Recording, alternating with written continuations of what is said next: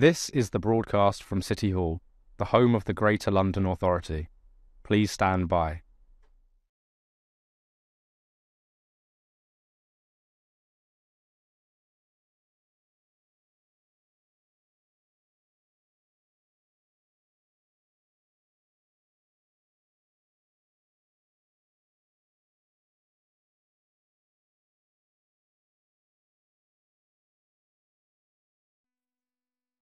This is the broadcast from City Hall, the home of the Greater London Authority.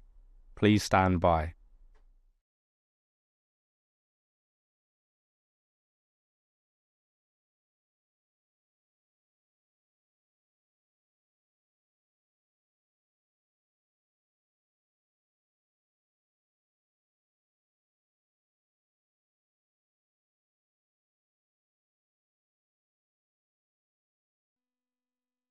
This is the broadcast from City Hall, the home of the Greater London Authority. Please stand by.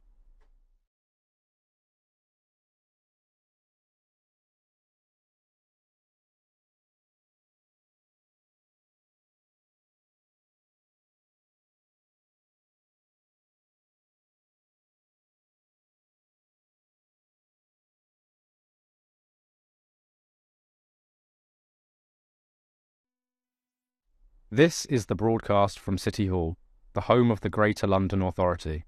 Please stand by.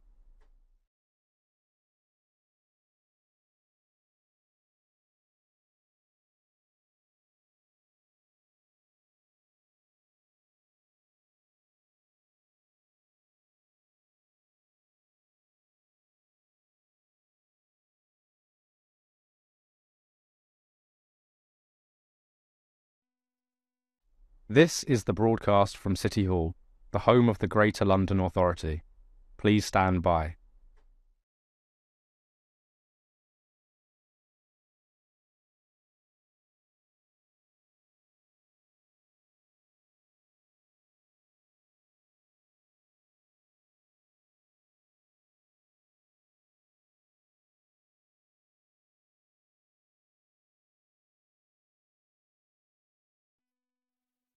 This is the broadcast from City Hall, the home of the Greater London Authority. Please stand by.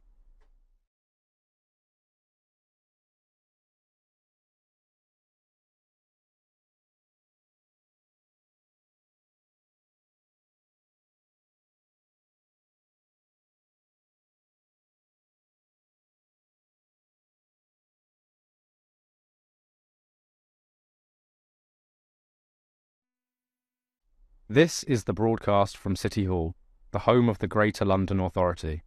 Please stand by.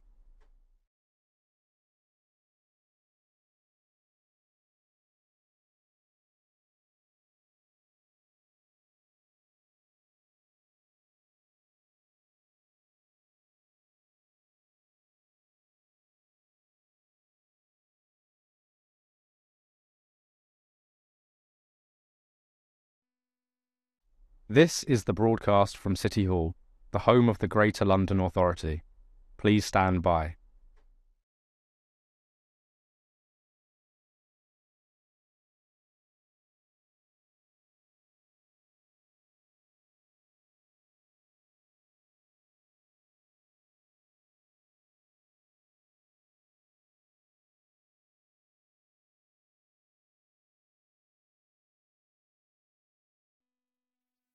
This is the broadcast from City Hall, the home of the Greater London Authority. Please stand by.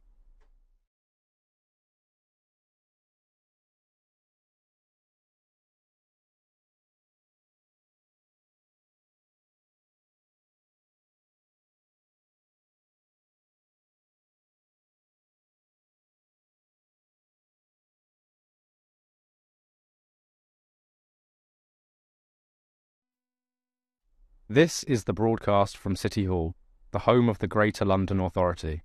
Please stand by.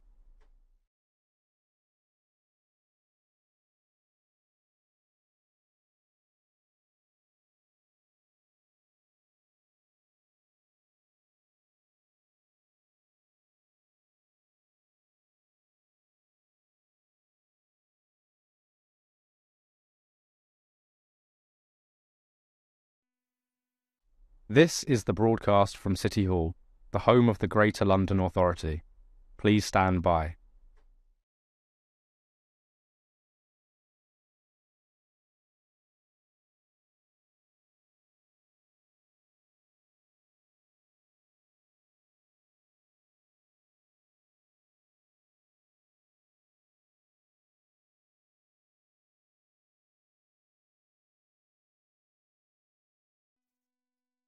This is the broadcast from City Hall, the home of the Greater London Authority. Please stand by.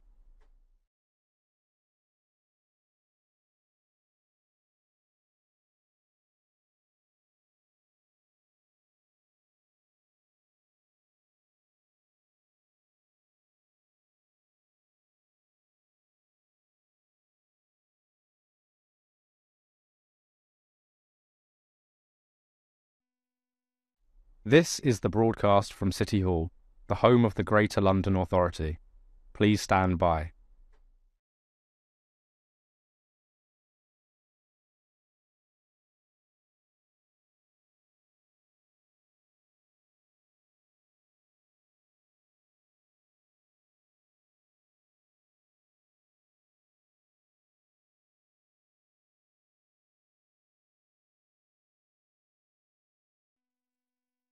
This is the broadcast from City Hall, the home of the Greater London Authority.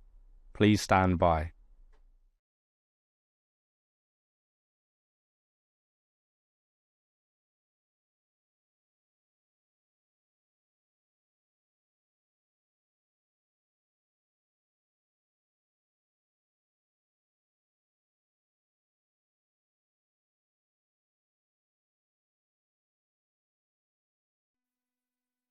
This is the broadcast from City Hall, the home of the Greater London Authority. Please stand by.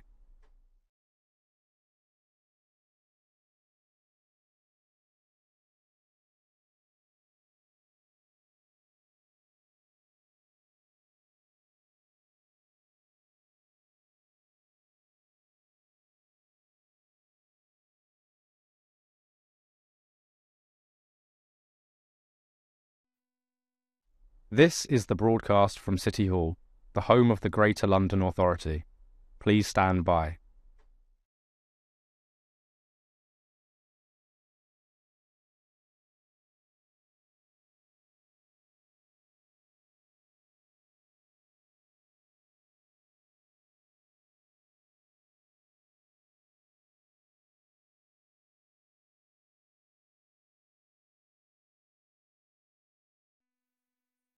This is the broadcast from City Hall, the home of the Greater London Authority.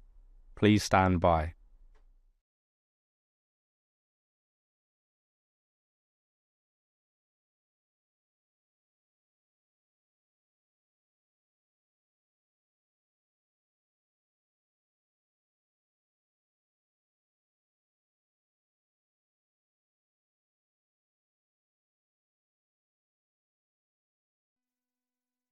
This is the broadcast from City Hall, the home of the Greater London Authority. Please stand by.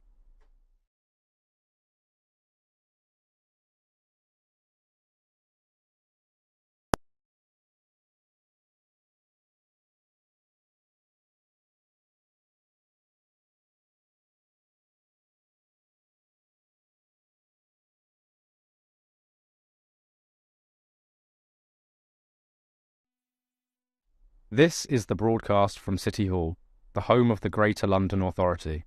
Please stand by.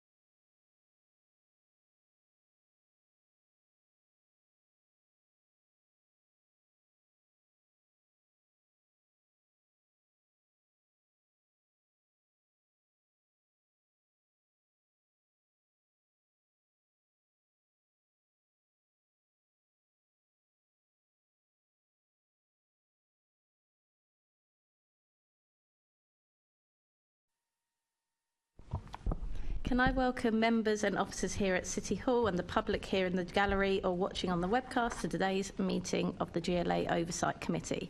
Please may I remind participants to turn your phones off or put them on silent, and can I also ask members to ensure that any electronic devices are not placed in front of their microphones. Can I ask the clerk, Nicoletta Kemp, to confirm any apologies for absence? Thank you, Chair. Apologies for absence have been received from Assembly Member Fortune, Assembly Member Gival and Assembly Member Pigeon, for whom Assembly Member Bakari is substituting via Zoom. Thanks, Nicoletta. And Hina, lovely to have you here again. You're on the committee, are you not? No. Absolutely no idea. I'm glad it's made such an imprint on your life.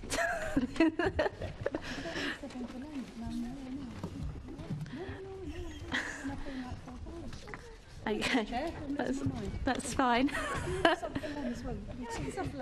Okay, and yeah, Ellie Baker's going to split into two people for today. So move on to declarations of interest. Interest in being on this committee full time, Ellie, or no?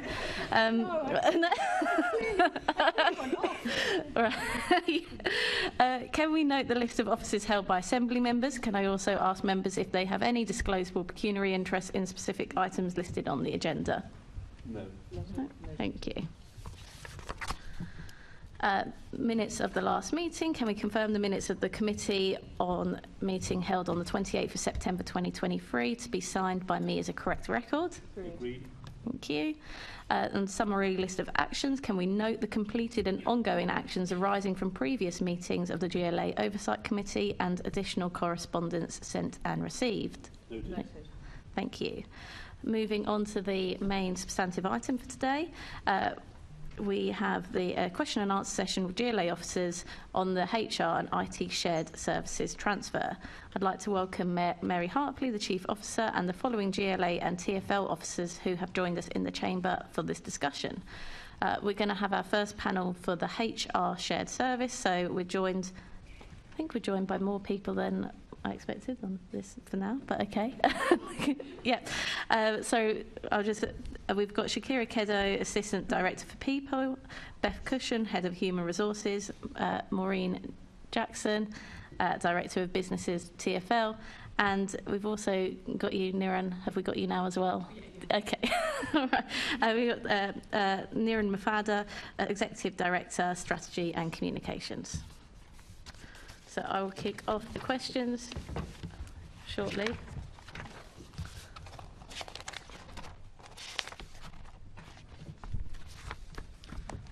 And just going to ask this open to all the panel, but Mary, you may want to first come in. Why was a move to the HR shared service agreed, and what were the key drivers? And like I say, anybody on the panel might want to come in, but Mary, if you want to kick off. Why don't I kick off? Because actually I know we're going to go on to IT shared services as a subsequent panel, but actually, although they're very different services, the drivers for moving the services into TfL are similar. And I'd say really there are three, and the context of this is wanting to collaborate more across the GLA group, to improve, and that's an important word, the services that we have traditionally run ourselves, but in three main ways, really. The first thing we're trying to do with both the HR shared service and the IT shared service is build in much more resilience into those services. We've traditionally had quite small teams serving, only a small organisation, trying to get across a lot of different issues, whether those are HR issues or IT issues. And we have struggled to recruit and retain the expertise that we need. So the first context here is around resilience. The second is to bring both of the services, both HR and IT, into the modern world, to make sure that they are both using best practice, modern approaches, digital approaches, and moving away from, particularly on the HR side, a largely paper-based service, with little refresh or modernisation over many years. IT service starters are a little bit different, but we'll talk about those in the next panel.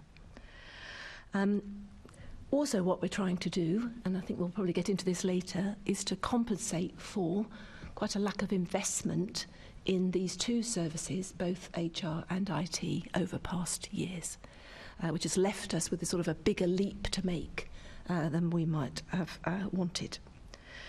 And the third reason, though, and this is so the first one's resilience, the second one is to get us to a set of best practice, modern, agile, digital services, and the third is to provide greater value for money across the GLA group for these back office services. So I'd say that's the broad context. I don't know if anybody wants to add to that, particularly for HR. I think that's a pretty good starter for Ted. One of the main drivers then being cost saving, essentially. How much has been saved? So on the HR side, well, at the moment, we are still in the mode of investing to get us through the transition and out the other side. So again, we'll talk about some of that, I'm sure, but we've had issues in the switchover that have meant we've had to put more resource in. We have got some issues with staffing levels in the TfL team that we are having to plug, at least for the time being. And we're also beginning to understand as well some of the resource we need around data and reporting. So I think my opening answer to that question, Chairman, is that at the moment it's too early to tell what savings we will drive from this shared service. We have always said we expect to. We've always said it will take some time. And at the moment, we're in the business of making sure that we've got the resource we need, some of it temporary, to get us through the transition and to a steady state. We're clearly putting some real thought to that at the moment in terms of the budget for next year. And when we come to Budget and Performance Committee in a couple of weeks' time, we will be clearer there about what we think the budget for HR shared services needs to be for next year. So would it be fair to sum up then on the main drivers to for switching? We switched because we wanted more resilience, but yet we're plugging staff holes currently. We switched to be part of Modern World, yet we just had the most damning report come from Audit Committee that we are not paying our staff. And then we also, one of the drivers was to save money, and we're paying more money. Is that a fair summary? Well, it's not fair in the fact that we always said it would take 5 to 6 years to pay back the investment in this transition. So we never said we were going to start saving money straight away. I think we have had to put more additional resource into the transition than we had expected, but that's what we've had to do, and that's what we've done. And you know, we are already, I would say, at a more resilient service than we had before. What we need to do is get through the next few months, make sure we're at steady state, and then be really clear what is the resource that we need permanently. And I think we will come back to something like the position that we said we would get to, but it's just going to take us a bit longer to get there. How much longer do you think then? Well, we said the payback on HR would be 5 or 6 years, but of course we've started it much later. So at one point we said we were going to, when we did the original calculations, we said we were going to launch that service in April 22. It's become October 22. We haven't rerun those calculations yet because we want to finish off the conversation about what is it we need in the budget for next year, and then we'll be able to run the payback model again. But you know, we always said it would be 5 or 6 years. I think actually it's just going to go to the right and a bit, probably. I don't know if you've got any more to say on that, Maureen. Well, I just wanted to add that if you were asking how long is it going to be to get to a steady state, which might have been part of that answer there, we are hoping in the next 3 to 4 months. There are still some annual issues that pop up that we have never seen before in TfL because there are differences in the way things are processed, but we are hoping that we are getting there, and we have closed down a lot of historic cases. Just wanted to mention that. Thanks. So we should be able to get the updated figure on when there'll be cost savings around the budget next year. The draft budget will lay out what we expect to spend on HR, both the in-house team, the strategic team, and the shared services through 24-25 and the 2 years after that. And then from there, we'll be able to derive a new view on the payback period. Okay. Yes. Okay. I was going to ask as well if you could demonstrate any measurable improvements since the transition. You did just say there was been greater resilience, so perhaps that's something you want to... Maybe Shakira and Beth can talk to that. Happy to make a start. So, as Mary acknowledged, there have been some teething issues, and we are in the process of embedding the new service, but we are seeing some improvements. I'll make a start, but Maureen, you might want to jump in as well from your perspective. So I think we can speak to recruitment.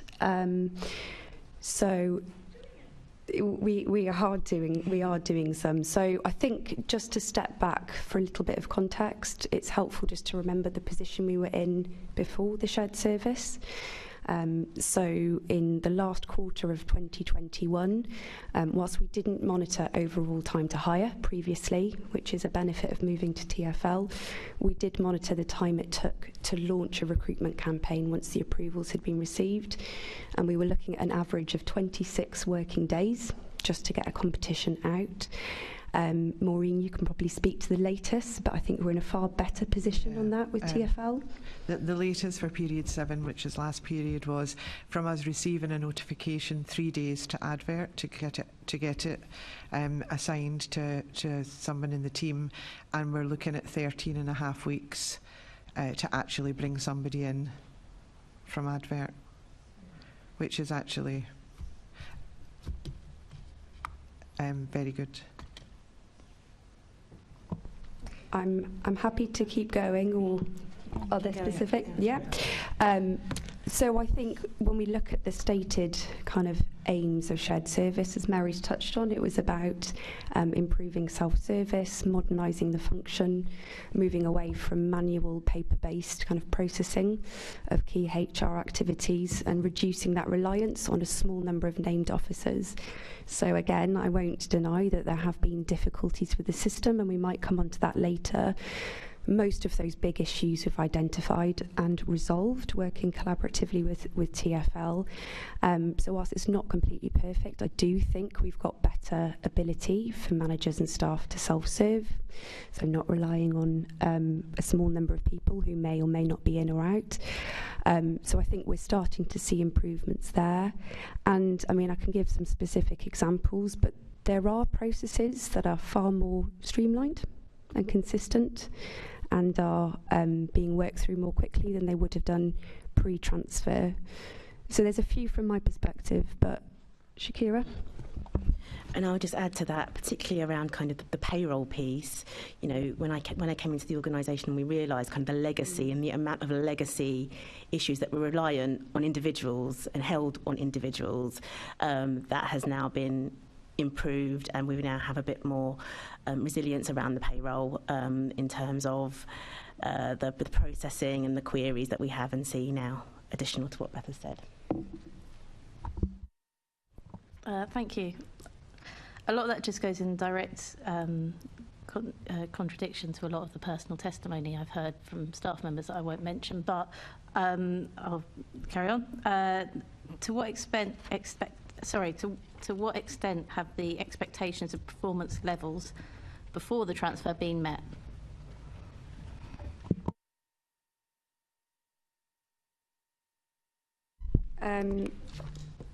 So, as I mentioned before, I think one of the benefits of moving to the shared service is that we've introduced tracking of SLAs, which is something that we never had in the past. So I think that's my starting point. So we meet on a monthly basis with TfL, senior colleagues, and track performance against those key measures. I've got some figures to hand here that I can speak to. What I would say is, on the whole, we're not quite meeting those targets just yet, and that is largely because of the work that TfL and we have done this last year in unpicking and addressing some legacy cases. So we've made good progress, we're nearly there, but there is more work to do. So talking of the specifics, Maureen's already mentioned the recruitment performance metrics. If we look to performance of the employee payments team in TfL, which is basically the payroll function, Maureen, correct me if I'm wrong. So in period 5, we had 56% of cases within the SLA agreement, and the agreed SLA is 80%, and that increased from 42% in the last period. And as I mentioned, that's because of TfL closing down a number of historical payroll cases that Shakira has mentioned. The employee services team that supports employee payments, so Maureen, you can probably better explain succinctly what that team does. So that is anybody with an issue who wants to phone our helpline and ask for what's something on their payslip, or if something's missing, or how many holidays they've got left, anything like that. So all of the they're the first point of contact for any initial queries that anybody has, and their SLAs are slightly better. Yeah, they are. So the kind of target SLA is 80% of cases being closed down, and we're averaging at, or TfL are averaging at 70%. So there's a couple of specifics. Shakira, Maureen, Mary, anything else that you wanted to add? Not that I can think of here. Thanks. And therefore, all the performance measures, or performance levels that we're measuring, have they all been measured from day one? Not immediately from day one. And Maureen, did you want to come in to explain why? I think we didn't for the first 3 months. We just possibly couldn't. My staff were flat out, just trying to make sure that people got paid, that any issues were resolved. So we did not have the capacity to actually start and measure to begin with. It was quite full on, just trying to make sure that we got any errors in pay were rectified, as quickly as possible, and the money was in people's banks. So it was about 3 months before we started measuring. Okay. How was the planning for the transition undertaken, and what risk assessment processes and testing regimes were in place? So we did do system tests, user acceptance testing, but I'm sure if any of you have ever done major projects before, there are always things that come as a surprise to you, and most of the issues that we encountered, we didn't envisage. They were because of missing data and things that we'd never encountered in TfL. There were differences in maternity pay. Even I think you've got 2 types of maternity pay in GLA. Things like that we would never have been able to foresee unless we had more time, and we had the pressing LBF withdrawing the service, I think, for GLA. But why wouldn't you be able to foresee that? If we knew in the GLA we had 2 types of maternity pay, say, and we knew that we were why wouldn't you be able to foresee that would be an issue? I think that's down to what Beth mentioned earlier about a lot of things being done manually and behind the scenes, and whether they were recorded. Most of the workshops for this were unfortunately, they had to be performed during COVID. So where you would normally be in a room with people brainstorming, everybody was on Teams, and a lot of the early workshops, the reception wasn't good, people were dipping in and out. It was a new way of working for everybody, and I do think that has played some way into where we were. So people weren't engaged in the process, essentially? They were engaged as much as they could be, but it was a trying time for everybody. Okay. And to what extent were the risks from the data transfer and the differences between GLA and TfL processes assessed prior to the transfer? So I don't know if you want to come in this, Mary, but we did end up having weekly meetings trying to make sure that the data was as robust as we possibly could, and we had, it was actually constant, wasn't it? Every week we had people in trying to match the data. So we did. We always knew that the data was going to be an issue, but we didn't realise probably to what extent. Thanks, Maureen. Assembly Member Baker. Thanks, Chair. It's just a brief one, picking up on some of the issues you raised right at the beginning, Mary, about the reasons for the transfer.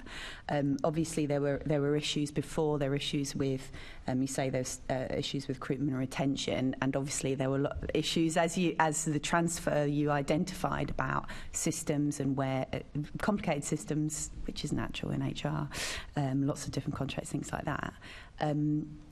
But did you properly look at what was going wrong first before making the decision that the answer was going to a shared services model? Because it seems to me that actually some of these issues were solvable within the existing system and were exacerbated by transfer.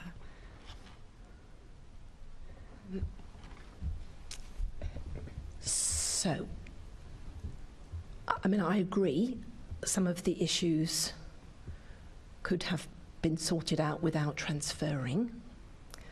I think there are two things going on. I mean, a lot of work went on, I mean, back in 2019 and 2020 to map processes, to understand differences between the organisations, and to try and, think about how are we going to improve the quality of our data, because it wasn't good. But that was part of the transfer process, so the decision to transfer had already been made. But was there... No, this is before. Oh, right, made. apologies. Yes, sorry, no, there was a lot of... Yeah. We had a study done on the feasibility of transferring. We had a study done on scoping. So that was done as part of the... Yeah. So did you look at the problems of HR services within the GLA before and work out whether it could be solved and improved within the system, within the organisation, or was the pressure of potential savings, whether they'll ever appear or not, we'll see, was that actually the driving force? Because, like I say, it sounds like lots of things could have been done better, and if you're having a problem with recruitment or retention, there's clearly an issue with the job people... Well, I don't know, I can't assume what it was, but there was clearly a problem. So I think, there were a number of... I mean, there are more detailed drivers of this than I went into at the beginning. I was trying to give an overview. Yeah. We had a problem with all of our systems were coming to an end. Mm-hmm. So the systems that we used at the GLA were expiring, and support was expiring for them. And we had to make a big decision about whether to reinvest in a brand new set of systems for the GLA. Meanwhile, we were already receiving finance transactional services from Maureen's team on TfL systems, and so one of the big drivers of this was actually trying to bring together our HR data and our financial data in a way that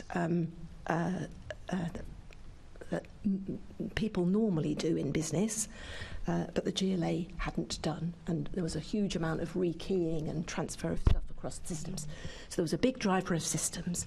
There was another big piece around the quality of the data, the quality of casework, and there were many in the Assembly unhappy with the quality of casework, we were constantly butting up against. It's a very small team with very little career development, career opportunity and the rest in it. So there were, I think, so all of that was thought about. We believed that moving into a larger service with some of sort of the economies of scale, the systems join up particularly, and the career development opportunities was the right thing to do. I think the thing that caught us out, and Shakira can talk to this because she was the one who discovered it and had to come and tell me about it, was the problems that were brewing in payroll, which we did not understand the level of those problems when we decided to make the move across. By the time they were being flagged, it was too late to postpone the move. So I would say that's the bit that really blindsided us. And you can talk to that, Shakira.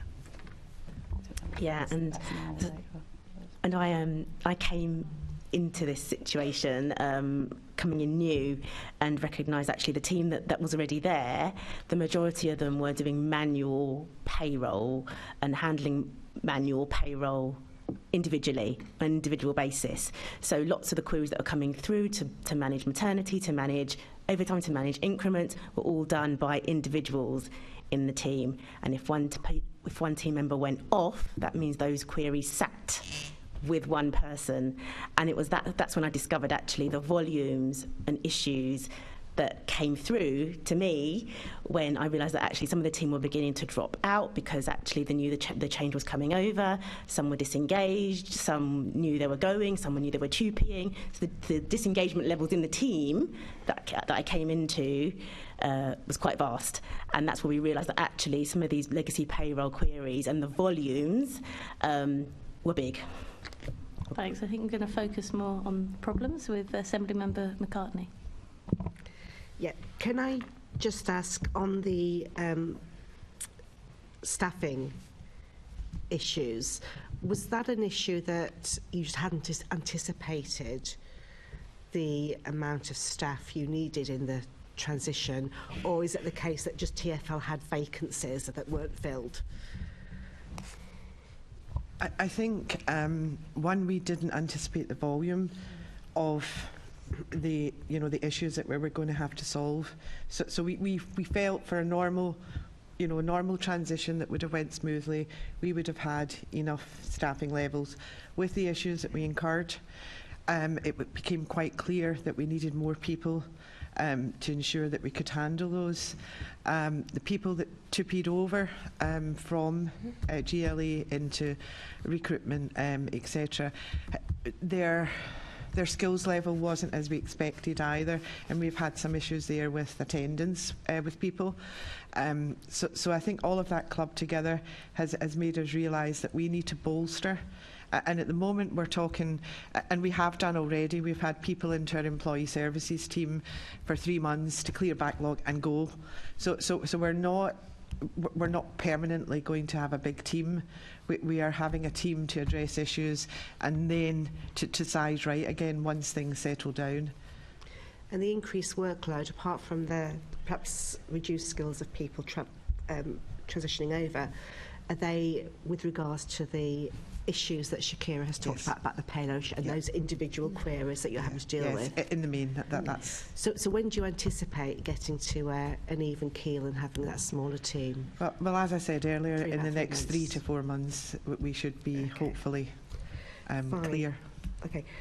You also said you were unable to foresee the issues, I think, with data that you'd have, and I think Mary has outlined a little bit about that, but how much was due to poor planning? And I mean, when you transition to new systems, there are always issues, and things will probably end up cropping up for quite a while yet.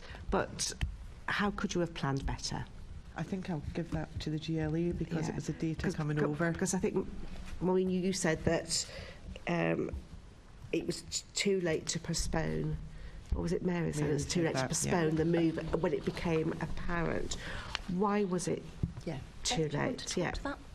We'll talk to the problem and then why it was too late. I'll talk to the problem, So I think I'll be quite candid here, and Niran, you might want to jump in and contribute.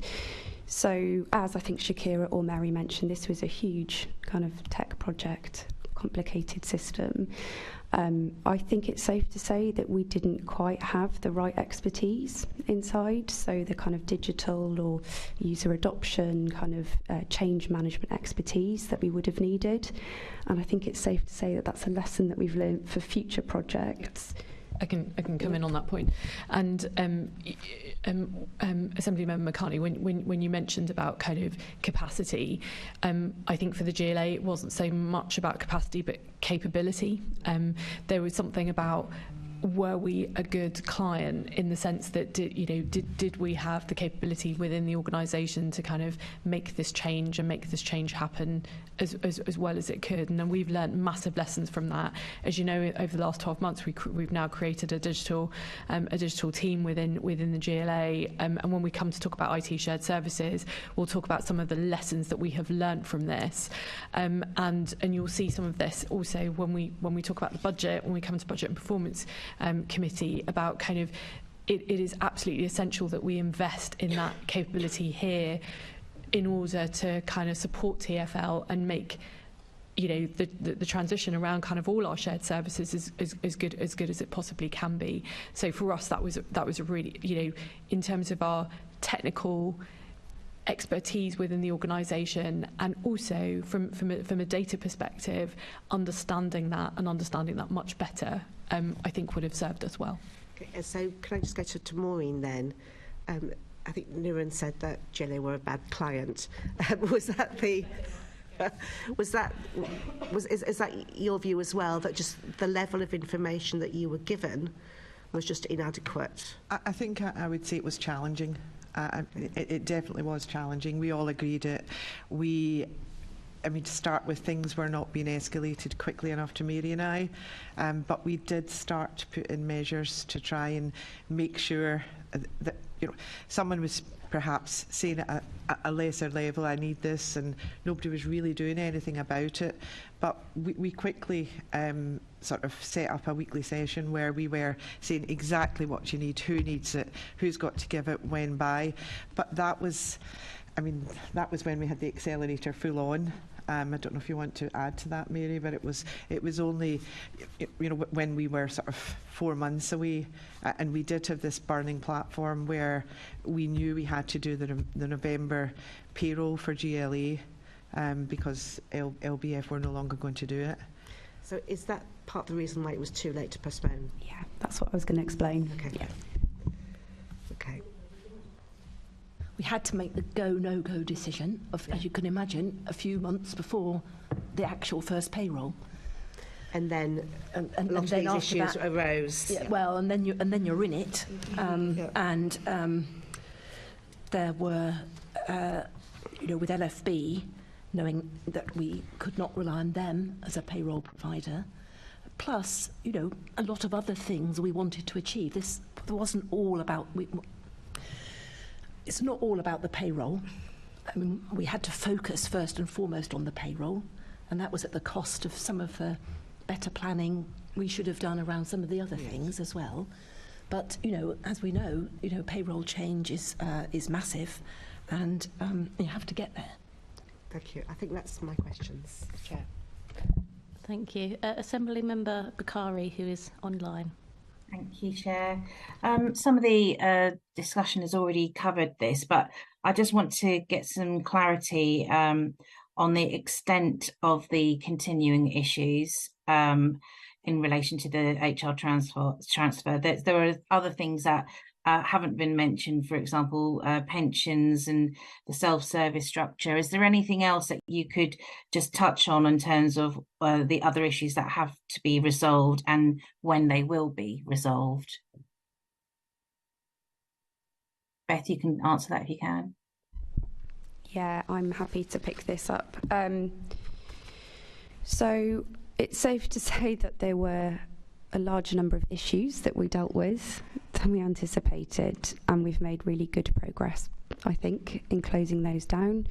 But you're right, there are some that remain. I think it is safe to say, but please feel free to correct me if you feel differently, panel, that we have a good sense of those ongoing issues and are actively managing them. So without getting into the specifics, unless you want them, I think there are a couple of lingering payroll issues, namely and led by kind of systems configuration problems, namely in sick pay calculations and maternity leave. So I don't, understate how significant those things can be. Fully appreciate that. Caused by the way that calculations were built into the system that have surfaced, have now been resolved with system fixes due to go live today. I'm not anticipating this to affect too many people on the grand scale of things, but that will become clearer in the coming days. So in full transparency, there's 2 issues that we are aware of and working through. I think there were a whole host of issues on pensions, not all of them errors, may I say, just about perhaps the need for better communication around changes. I think we can say that we've unblocked and resolved those now. Happy to give more specific details. I think a big one, and Maureen, you might want to kind of add to this, is around our data and reporting provision that we're experiencing, and I'll be honest, it's because of wider issues outside of the scope of this project, impacted by the delay, for example, to implement IT shared services. We are working with TfL on a plan to mitigate those issues.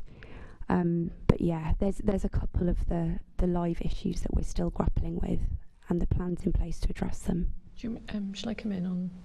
One of the other things I would say about this is that we now have internally our HR shared services remediation plan.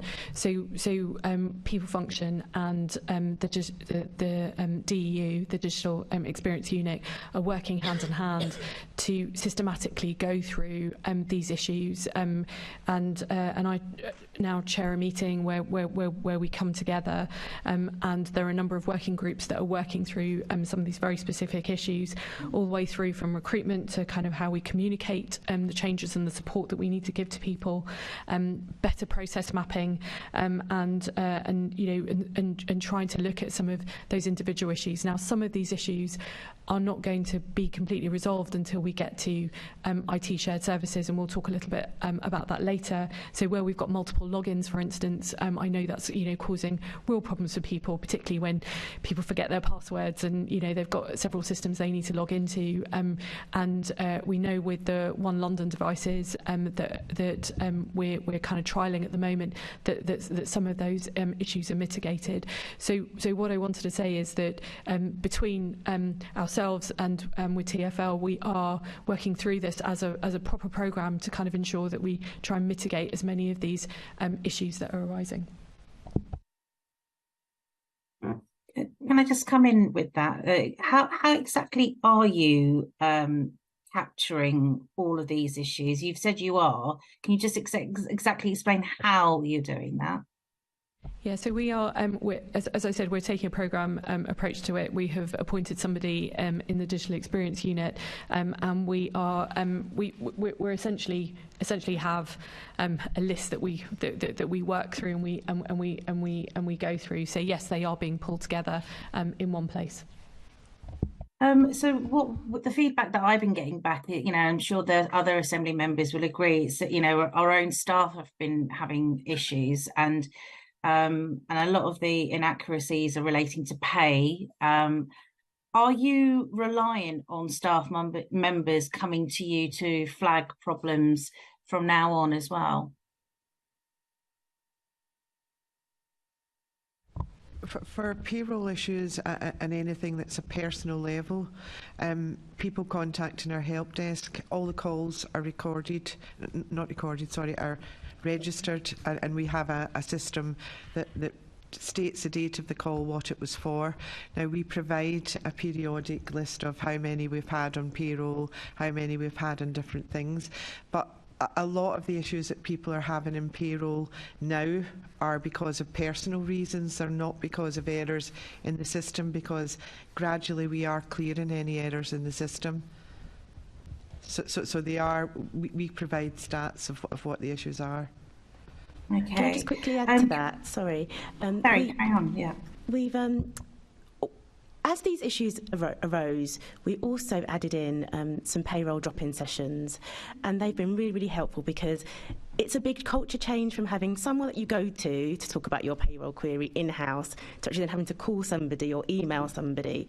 So what we did was put up in sessions so that actually someone from TfL came along, and actually there was some drop-in sessions. Now the numbers that we had originally were big, but then they actually dripped down. We actually ended up having nobody coming to those sessions because we felt that actually the issues were being resolved and they were actually being signposted in the right way to the right teams to be able to have those issues resolved. So whilst we understood the volumes initially when we did first make the switch, we made sure that we put in some basic things to remind people actually there is still a human to talk to and you can get your issue resolved, and actually us understand how big the issue is or how small the issue is. And sometimes it's actually just about understanding how the pay calculates differently and small things for people to understand how the pay now works, and that has made a big difference, I think, in terms of the queries that have come through. Can I talk a little bit about the My HR queries and what the expected timelines to get them resolved? And is there a formal service level agreement, and are service levels being met? So at the moment, I think Beth gave some stats earlier. The SLA is 80%. This period, it was 70%. So we are working through, but a lot of that is based on historic issues that are still on the log and keeping them open. So we are getting there. We're getting about, and this isn't just, this is anything that anybody would want to ask, and it might not be the same person, but I think we're getting in the region of about 1,000 calls a period.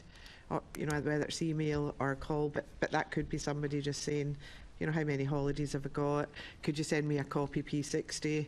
Different things like that. So it's not to say that they're all real huge issues, and they are all being dealt with. Great, thank you. Mary, you did touch on the benefits, and you talked about improving services, modernising the cost benefits.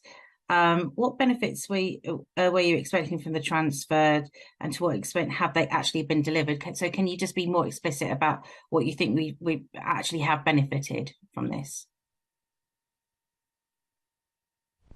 So,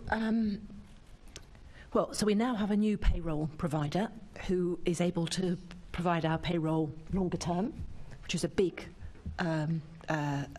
plus. And staff get their pay slips electronically.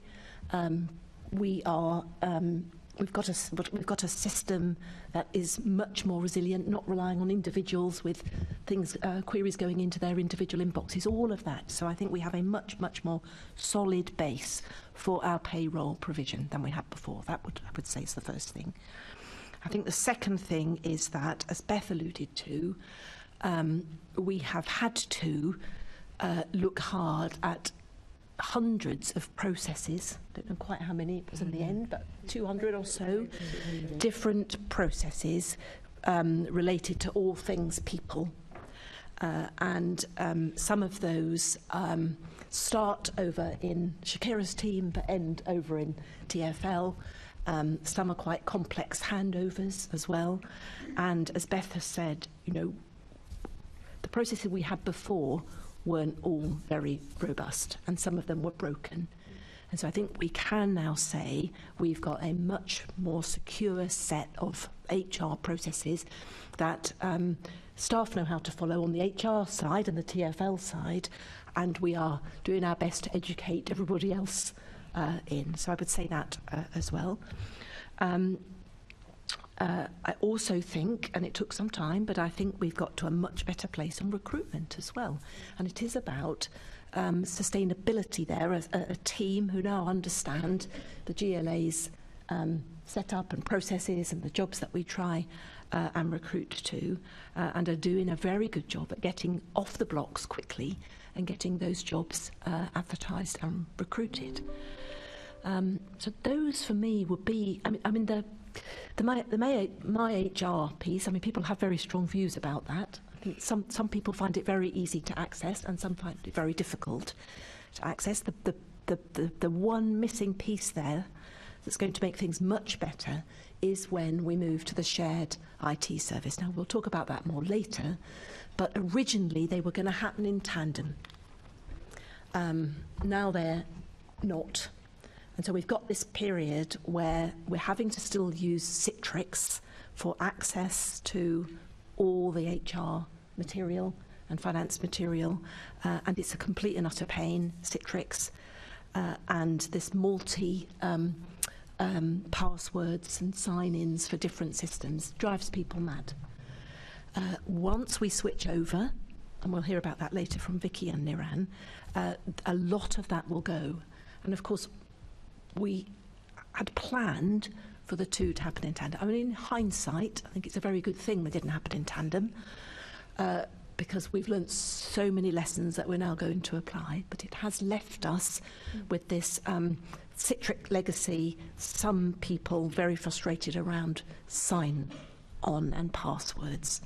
But that improvement is coming. We can see that on the horizon now. So that's what I would say. Thank you. So Is there anyone who Kari. wants to add to that before I move on?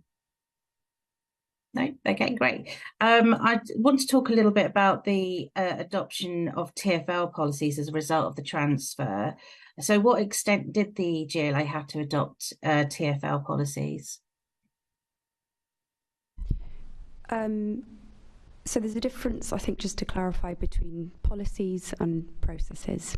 So we have not changed GLA policies, as all of our policies that we've consulted Assembly members on and staff, that's not in scope for change.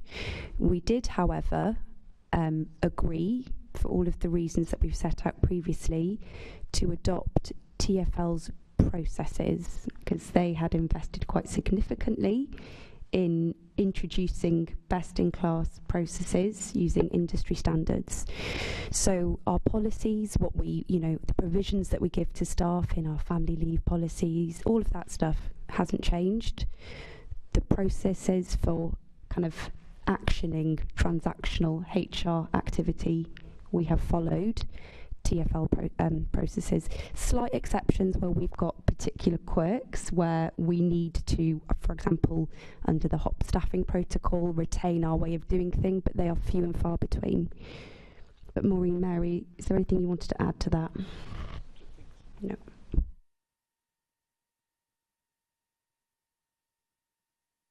Do you want to add anything to that, Maureen?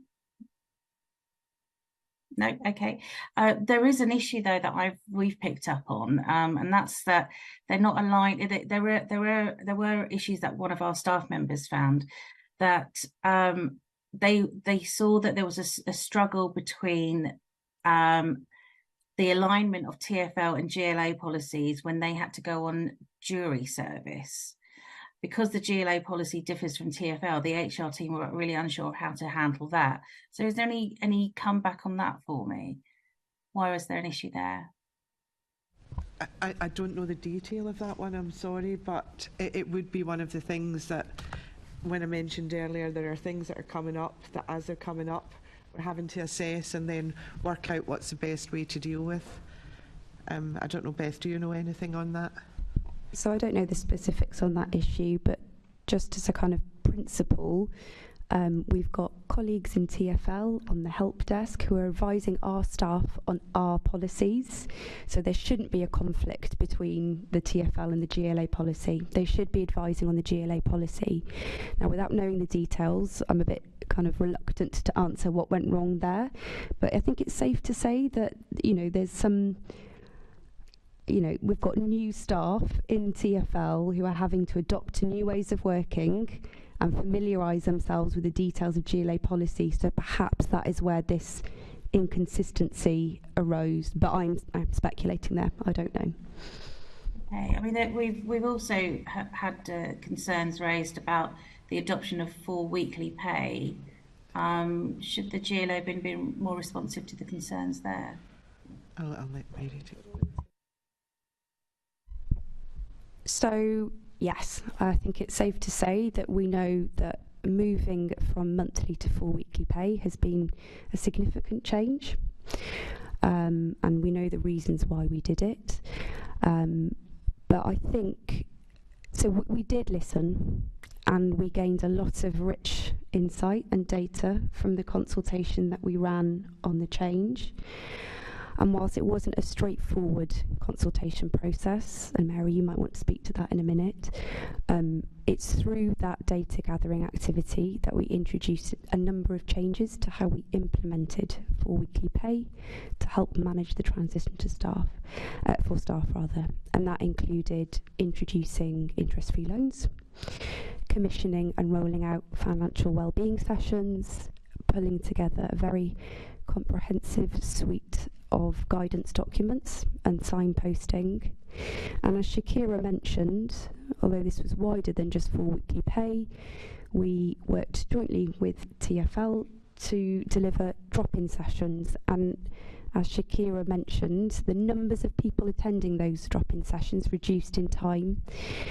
And I haven't got specific numbers, but we saw that the majority of the people coming to those sessions, there wasn't actually an issue with their pay. It was about them having that reassurance that it was okay. And I acknowledge that a large part of that is because they're looking at a pay slip that they're not used to, because we're now in a 4 weekly pay system. So that's some of the changes that we made to help manage the transition. But any other comments or thoughts? Nope. Okay.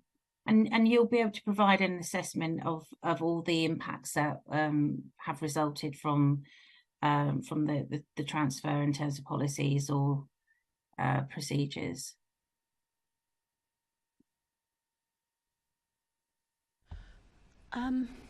So I think there will be the right time for a review.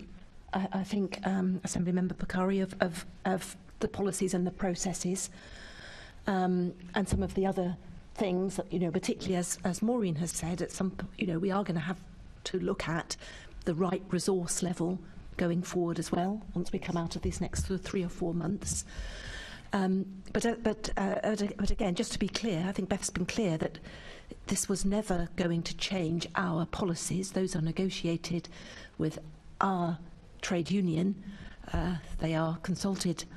We consult on them with this committee and, in fact, the Mayor. But in terms of some of the processes that have changed, some of the performance levels that we are seeking to see, still not quite seeing, some of the way that we've managed to resolve issues or not, we do need to, step back and look at all of that. I think we just need to get to a bit more of a steady state before we do.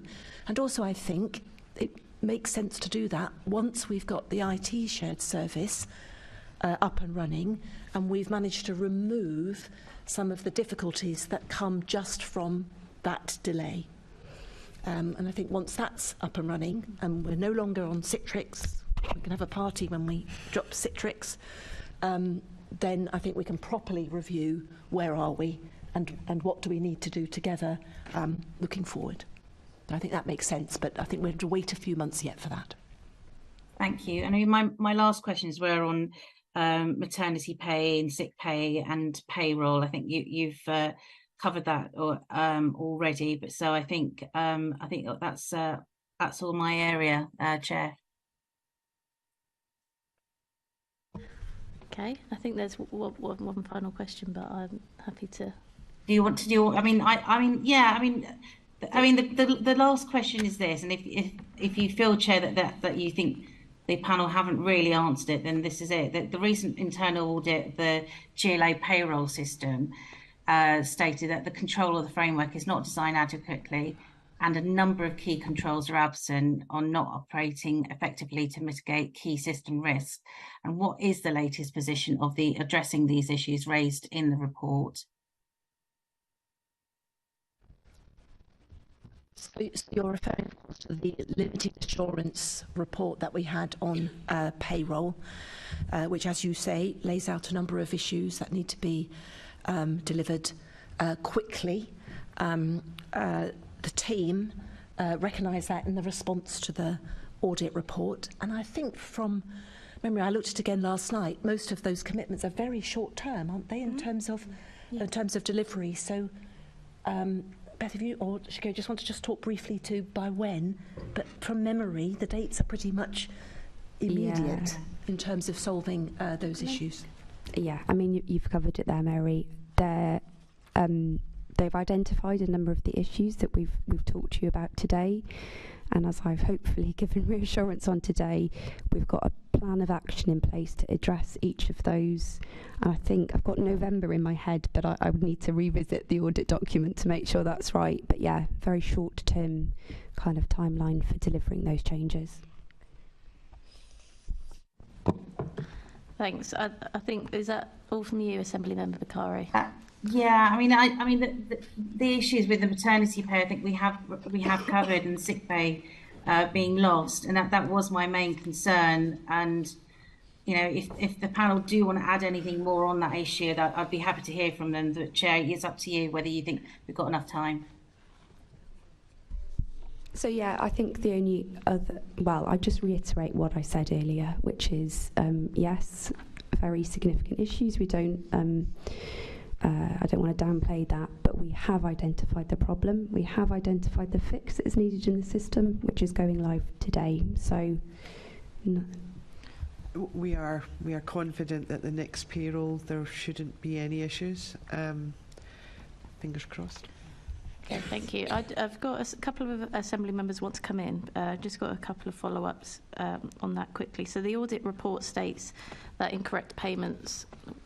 incorrect payments working group meets weekly, and that is putting in place a new process for dealing with incorrect payments under a new standard operating procedure, and that would be in place by the end of October 2023. So is that in place today? Yes, it is. Okay, great. And the other question I have is, how much money has the GLA lost through overpayments? So I've got some examples of the typical kind of quantum of the under and over payments. The only caveat I would add is that doesn't necessarily mean it's the GLA. So this might be because people have left the GLA, they haven't been processed as leavers in time, so they've been overpaid, but we would claw that money back from the individuals. So I can give some figures, but we just need to be careful about saying that it's at a cost to the GLA, because it isn't necessarily. But if you'd like me to, I can just give some examples. You might need to give me a second to get it from my notes. Okay. For example, in the November 2020 payroll, which was of course the first pay run with TfL, where we encountered most issues, we are aware that there were 32 payments made with issues, and that with a total value of over £23,000. Again, not necessarily at cost to GLA, but that's one example. And do you think you'd be able to get back to the committee and say, if we have managed to claw all the money back, perhaps now or at a later date? Yeah, we can do that. I'm looking to my colleagues to confirm, but we can. Okay, perfect. And finally, on that audit report, is it currently being accurately recorded how many full-time posts and staff in post the GLA has? Yeah, it should be. So without going into the details, there was an issue for a short period of time when we first transferred over, where we couldn't capture, again because of an issue with the system build, post FTE. So we always record numbers of individual people and post, but also the actual FTE. And there was an issue with that post FTE, but that's since been rectified. So yes, we are capturing it now. Okay. We've talked a lot, just to scale back a bit, we've talked a lot on this committee about leavers surveys, leavers interviews. Are those now being sent out correctly? The most people, are they getting the most up-to-date survey when they leave? Is that us? That's right. That's correct. There was a period of a couple of... Okay. Yeah, yep. No, absolutely is. There was a period of a few months where they weren't it was because, without getting into the specifics, because the survey that we issued pre-transfer was on a SurveyMonkey form. TfL, because of their data protection policies, couldn't replicate that. We needed to rework it and reissue it. So there was a period of a few months where they weren't being issued. They are now. Okay. And is that asking about relocation still? Yes. And would it be possible to now add to that the 4-week weekly pay and the move to and the new HR shared services agreement? Because sorry, just to say, because a lot of complaints that we've heard from colleagues is that is making their working conditions unbearable. I might defer to Mary on that one. I don't think that's I have no. No, well, we can ask people. We can add that to the reasons. It'll be up to Maureen's team to make those changes to the survey. If we have a request to add those on, we will add those on. Thank you. Just to clarify, that's around the 4 weeks weekly pay and on the shared services agreement. I have Assemblymember Baker. Thanks, Chair. I've got a couple of questions on the subjects that we've covered over the last sort of 20 minutes or so. The first is on monthly payroll. On 4 weekly pay. I've spent a decade on 4 week pay and the rest of my time monthly pay, so I know some people can get used to it, but it is a massive change, and particularly for those on lower pay, because it makes your bills more difficult to calculate. TfL do have some people on a monthly pay. Is that correct? I think about 2% of our 27,000 employees are on. So you do run a monthly payroll. So would it have been possible to continue to run a monthly payroll for GLA? Why not? Since I think we got the impression that that TfL had to do it 4 weekly, so that's why it was being done.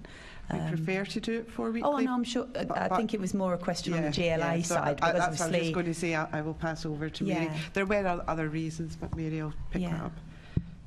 No, I think we were always clear that it's about this sort of processes point, that if we're going to benefit from some of the economies of scale of this move and some of the processes in place already, as opposed to invent new ones, we were going to move to the 4 weekly pay. Right. So that's something I didn't understand. So it was a cost saving, despite the fact that it wasn't something that was popular with staff, that it was definitely and it could have been done. Well, we never had any conversation with TfL about doing monthly payroll for us. There was never any discussion about that. Well, but presumably that's because you didn't ask. Because, Well, I mean, Maureen needs to talk more about who is on monthly pay. Yeah. Some very particular groups of staff. I know. For historical reasons. Absolutely. But the point is... but new people aren't coming in. No, absolutely. On the but the point is, one is run, and one will continue to be run for some time, presumably because you've got people on legacy arrangements. So, that is... And, of course, we could have been one of those legacy arrangements. We could have continued to be monthly pay, but there was... Well, there was never any discussion about that being... No. What's the cost? What is the cost saving? Have you identified what the cost saving specifically would be by moving everyone onto 4 weekly?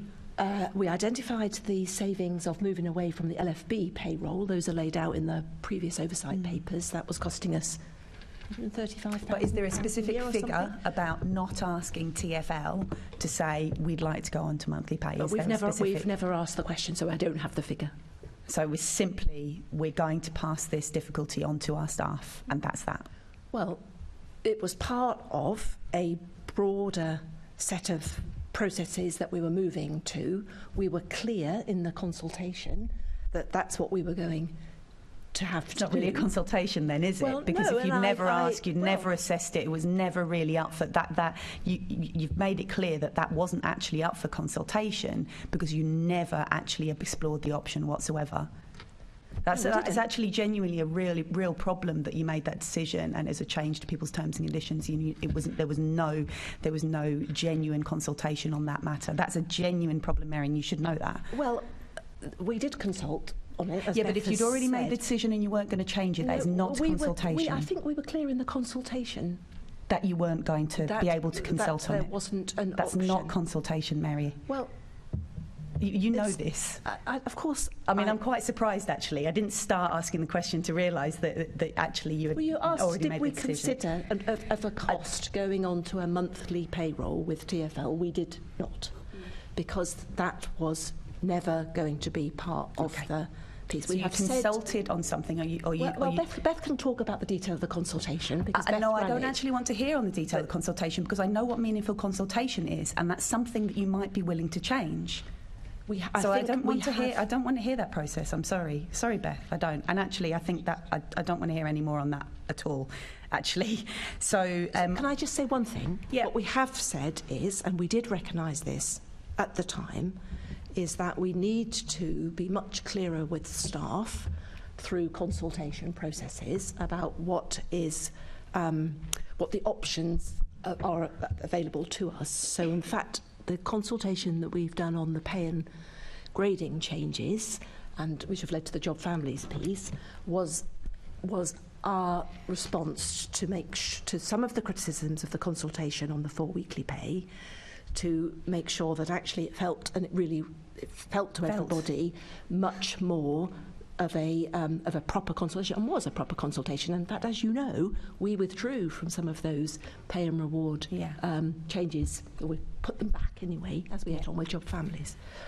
But I think we were clear that the move to the 4 weekly pay was part of the transfer to TfL. Maureen? I was just going to say that at the start of deciding the 4 weekly, we had far less people on 4 weekly.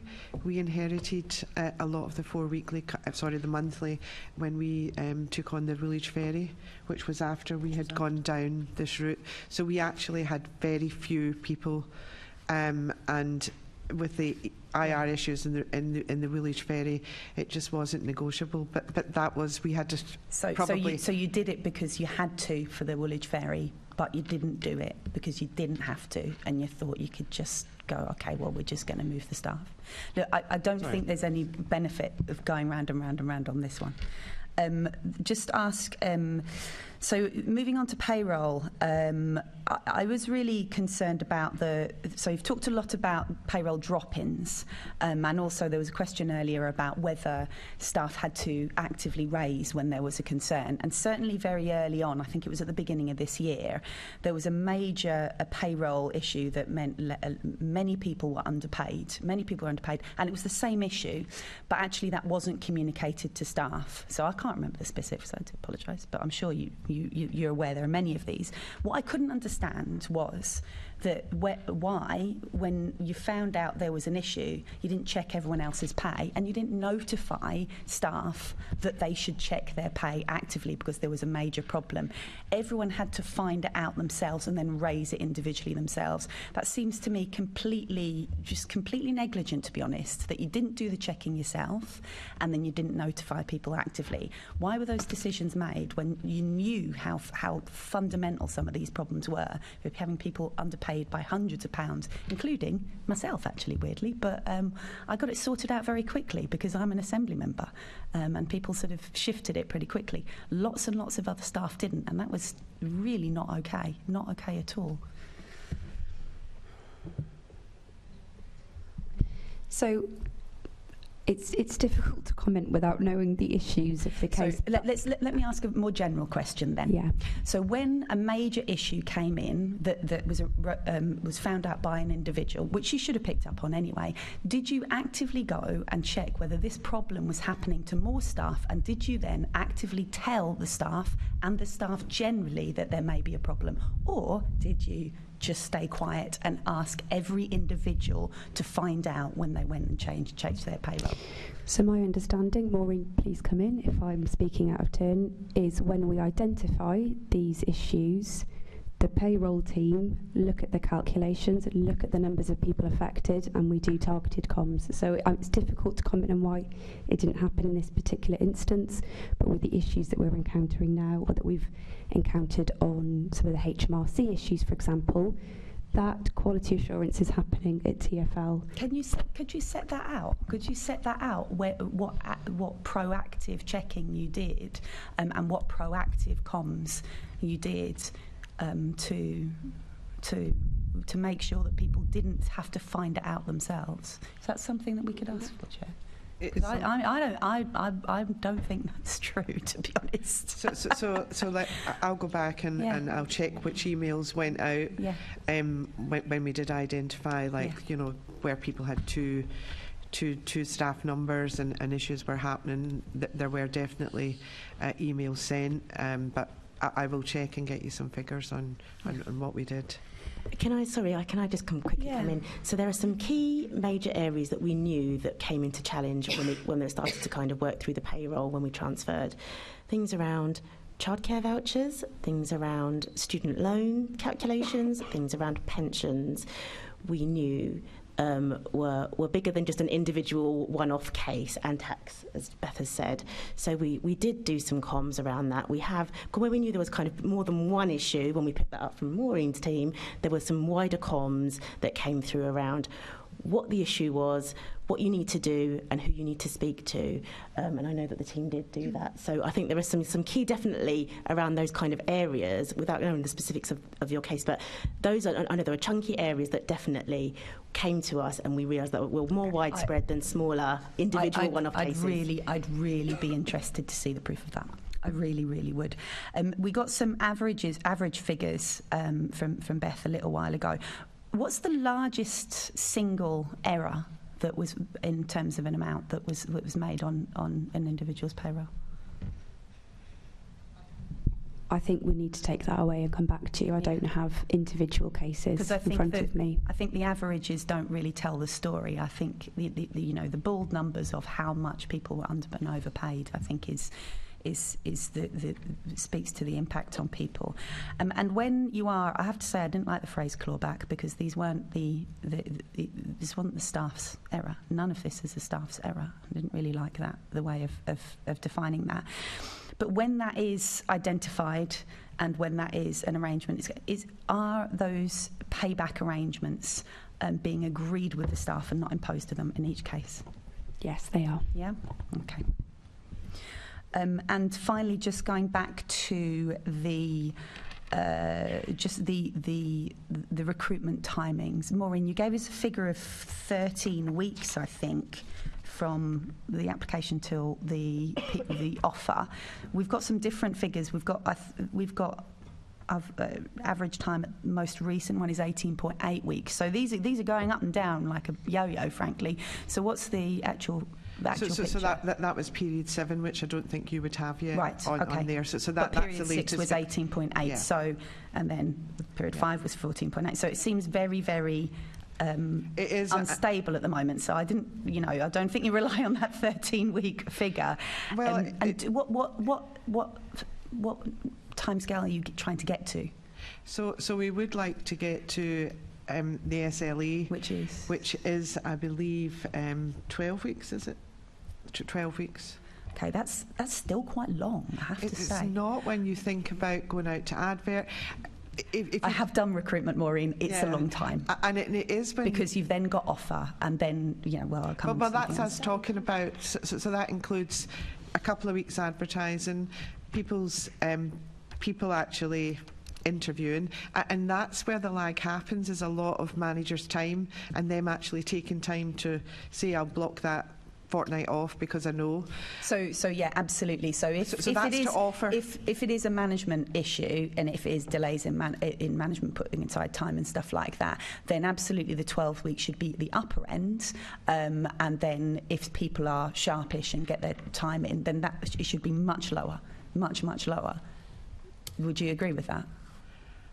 I'm being realistic, and that's what happens in TfL. So if the GLA want to agree a lesser SLA, and if they can get people to actually do their bit, then we would look at it. Finally is about actually people being able to do their job when they arrive. Whose responsibility is it to make sure they have all the kit and the access on day one? So can I come in? Yeah. So what happens is a manager will fill in a starters form, yes, which then gets sent to people function. It gets sent to TG to ensure that they're kit and their staff number and all those sorts of things are ordered and are ready for them. We know from a kit perspective that we've had some delays, and we are working through those with TG. But as my answer, because I've recruited some people recently, that actually from a people function and kind of TFL perspective, they are getting their information on time. Where we're seeing delays at the moment is in terms of kind of people getting their kit when they arrive. But we are working through that. So is that something that you're monitoring? And is yes, that absolutely. So is that something we could hear about in the future as well? Yeah, we could. It's a major problem. There's no point having somebody there and there does not give a good impression of the GLA. No, at all. and we absolutely see that, and that is and we are hoping that with IT shared services and we move to kind of the One London devices that we'll be able to iron some of this out. Okay, back to you, Chair. Thank you. I just wanted to pick up, so we went through quite a bit there, but I think we would like to see on this committee then the proof of what was sent around the comms and who that was sent to, and also the maximum underpayment and overpayment that was made.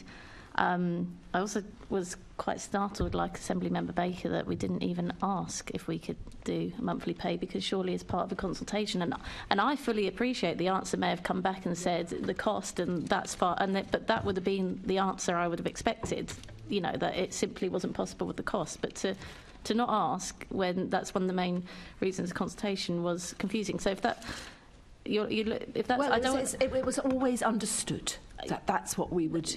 That we would go on to the 4-weekly. I don't know. That's the same. Sorry, I don't think that's the same. Well, because I think thousands and thousands of other TFL employees are on 4-weekly pay. I mean, that was the. And I understand, but you know, we're taking over our policies, our procedures. A lot of our staff would have wanted to keep monthly pay, and like I'm saying, I fully understand that may not have been possible. But I would have expected the response to staff to be, that's not possible because of X, Y, and Z. Not it was understood, so we never asked. That's what I'm trying to get the difference of. Is I fully appreciate it may not have been possible, but to not have even explored it is startling. But I just want to say we are 3 minutes away from when this should schedule to end, and I've got 1, 2, 3, 4 members that need to come in still. So Assembly Member Cooper, but if members could be slightly aware of time. So when I understood the Chair had got this as an agenda item, I actually made the comment that why were we looking at something that was completely imaginary? Because I don't really sense that there's any kind of service being provided. You know, the stories that I hear from staff, and you have admitted it, I think, by saying how difficult it is in terms of the number of log-on codes that people need to remember, the difficulties of using Citrix. And this is yet another example of a big service transfer that has been, I don't want to call it a disaster, but I do want to call it a disaster. You know, we had the first disaster that was perpetrated on the Assembly was the destruction of the scrutiny function, which we are literally only just getting over, which was perpetrated by a member of staff who has now left. Then we had the mess of the move here, where we had to exit one building in November 2021 and didn't actually have offices that we could move into until the following March 2022. And this committee looked in March 2023, and there was still a litany of outstanding various items. And now we're talking about a service that is allegedly a shared service up and running. And the kind of areas that Assemblymember Best has just been going into, you know, first of all, it was always understood that everyone had to go to 4-weekly pay. A lot of people would have appreciated staying on monthly pay. And I am just really unhappy at listening to what staff who use the systems very frequently, which I'm thankful I don't, you know, the problems that they are having with the systems that you have perpetrated on them by this move, which you're now telling me are going to be fixed when we move to a shared IT service. And a lot of these problems are now going to be fixed by another big transfer of services. Well, forgive me if I find myself finding that very difficult to imagine that this is going to be an improvement. I'm going to give you one concrete example of a member of our staff who handed in their notice in May. We then tried to get a recruitment consultant or advisor appointed to manage this process. We received an email saying, unfortunately, we're all rather busy at the moment, we've got nobody to help you. The person left in June. We eventually managed to get something out and got some interviews done. Eventually, the new person came in as a result of a recruitment campaign that had come from somebody else who'd left, so we were able to recruit 2 members of staff, sweeping up this post as well. But they didn't come in until after 3 months after the other person had left, and when they arrived, struggled with difficulties, which we've also just touched on. This service means that there is a gap between somebody handing in their notice and somebody new starting and being able to be fully up and running of about 6 months. I don't recognise your 13 weeks. I don't recognise that there is any kind of service. I think our staff are being forced to waste a huge amount of time on processes that are still completely dysfunctional, and I think you have admitted that, and I think, you know, this is just appalling that we're in this situation yet again of a big dysfunctional change. Sorry, Chair. Thank you. And I'd like Mary to answer those points.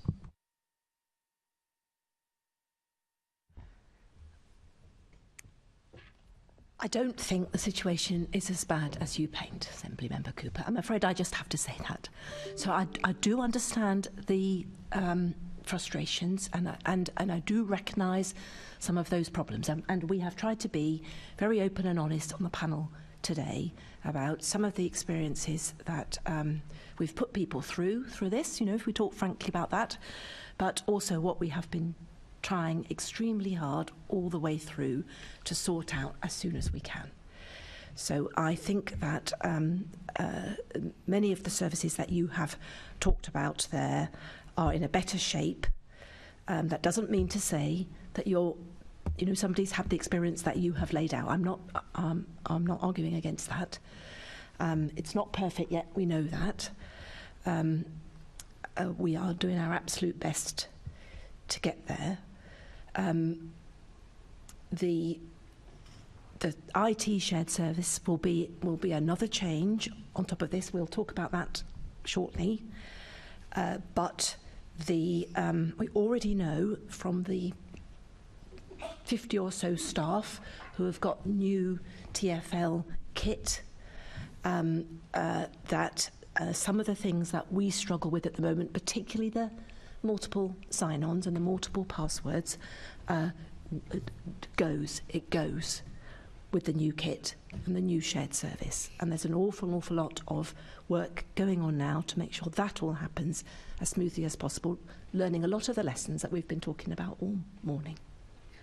Well, I hear what you say, but I just want to make one other point about the impact on staff of the delays in recruitment. We've actually had a couple of people in our office alone, and I know it's impacted on other teams as well, who've been doing 3 people's jobs because of the delays in recruitment.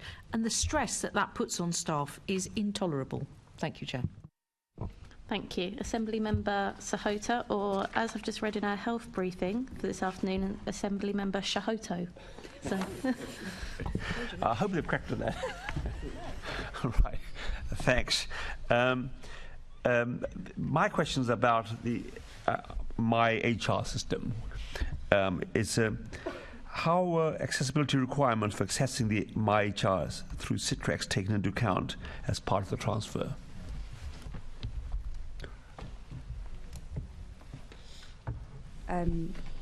So just can I clarify to make sure I've understood correctly? Are you talking about accessibility in terms of specialist software, or? Well, I understand this is a software called My HR, okay, which your managers and staffs are able to access, right? That's what I'm going to talk about. I'm going to drill down into that, how that access is worked out and how it's going. Okay. Do you want to pick this up? So in terms of people's ability to get passwords and that kind of thing, so at the moment it's probably more complex than it needs to be, essentially because we are this whole issue of kind of multiple passwords, etc. And at the moment you have to contact TG, TG then contact TFL, and TFL then provide the new password. So that's just not a process that's sustainable, and it takes a while. To be fair, they got back to me within sort of 24 hours the other day because I had keyed in my password incorrectly, and they did get back to me quite quickly. So I think the service is getting better, but it's not where we want to be. When we have the one London device, this will no longer be an issue. You won't have multiple passwords. I know that people have really struggled. I hear it from my teams all the time. Their ability to be able to access my HR, and we are working through those sort of one case at a time through TG and TFL. So, I mean, this system, right, is meant to enable people to do some of the HR functions themselves, and is also is intended to make the pathways for the managers, right, to managing the HR much more easily. How's that going down? How many, do the staff and do the managers know what they can do with this system? So there has been a great deal of comms to managers, and I would say that when we first introduced My HR, there were a number of kind of sessions with staff and with managers as to kind of how to use the system. There is always going to be a culture change where you go from, being able to kind of go and see somebody or call an individual within what was HR then to be able to get things done. Now that's not perfect either, because we've just talked about how only one or two people will have that information or hold that information. That's not sustainable. Moving to a self-service system, and I think it's taken a while. Some of the feedback that I hear from staff now is that actually their ability to be able to call the My HR helpline when they need to, and the information that they get back is quite quick and helps them greatly. But what I would say is that will continue to be a culture change. But I don't know if others want to come in. Can I just add to that? I have HR business partners in my team that are assigned to each directorate, and they support managers in terms of signposting and helping them through on what to do with the system so that they land safely on the other side in Maureen's team to be able to then continue on that process. So we're still in the space of embedding that culture, which hadn't happened before. We did do loads of sessions before around what does the system do, but until the system lands, it's difficult to navigate and to understand what is it I have to do in order to make a transaction or do something. So my team is still there. They still go through that with managers, with employees, in terms of what do I do next, how do I log things, how do I log all these things. But my team is still there to be able to do that so that we can eventually get that embedded and then move on. But we're still in that transition piece. I mean, have you done any baseline surveys of what the understanding of the staff is about the My HR system? Has there been any baseline done? How do you know you're making progress? We haven't done that yet, partly because I think as you're getting a sense of, everyone's been, down in the detail trying to sort some of these things out. We have spoken about doing it, Assembly Member Sahota, and we, again, I think as we come through and get into something more of a steady state, we absolutely should. Yeah, because I mean, because we all want people to feel that they have a better understanding about how to use this system, yes, and all of those things, and we can only track that if we survey people. Great. Thank you. And I'm looking at this audit survey report which is attached to our papers. There were issues raised by the risk insurance review. Were those risks specific just to the GLA, or were they generalised to the TFL? Those risks which are raised in the report here. Yeah, audit is just us, so they were specific to the GLA. Okay, and whether the TFL had similar issues when they first implemented the HR system. Did you have the similar problems which we're identifying ourselves for GLA? We haven't had an audit yet, so when we get our audit, which is quite periodic, annual, then we will be able to see if we've got the same issues. Obviously, the reporting, etc. the GLA are receiving on that, so that wouldn't come up in our audit. There would be things that wouldn't come up, but there may be some similarities, but we will share them when we get them. Okay, I think you already answered the question, Mary. That the planned savings, right? They haven't been achieved yet, or have I understood that right? Yes, they were never going to be achieved quickly. Yes. They haven't been achieved yet. We do need to recalculate what they're going to be and when. Yeah.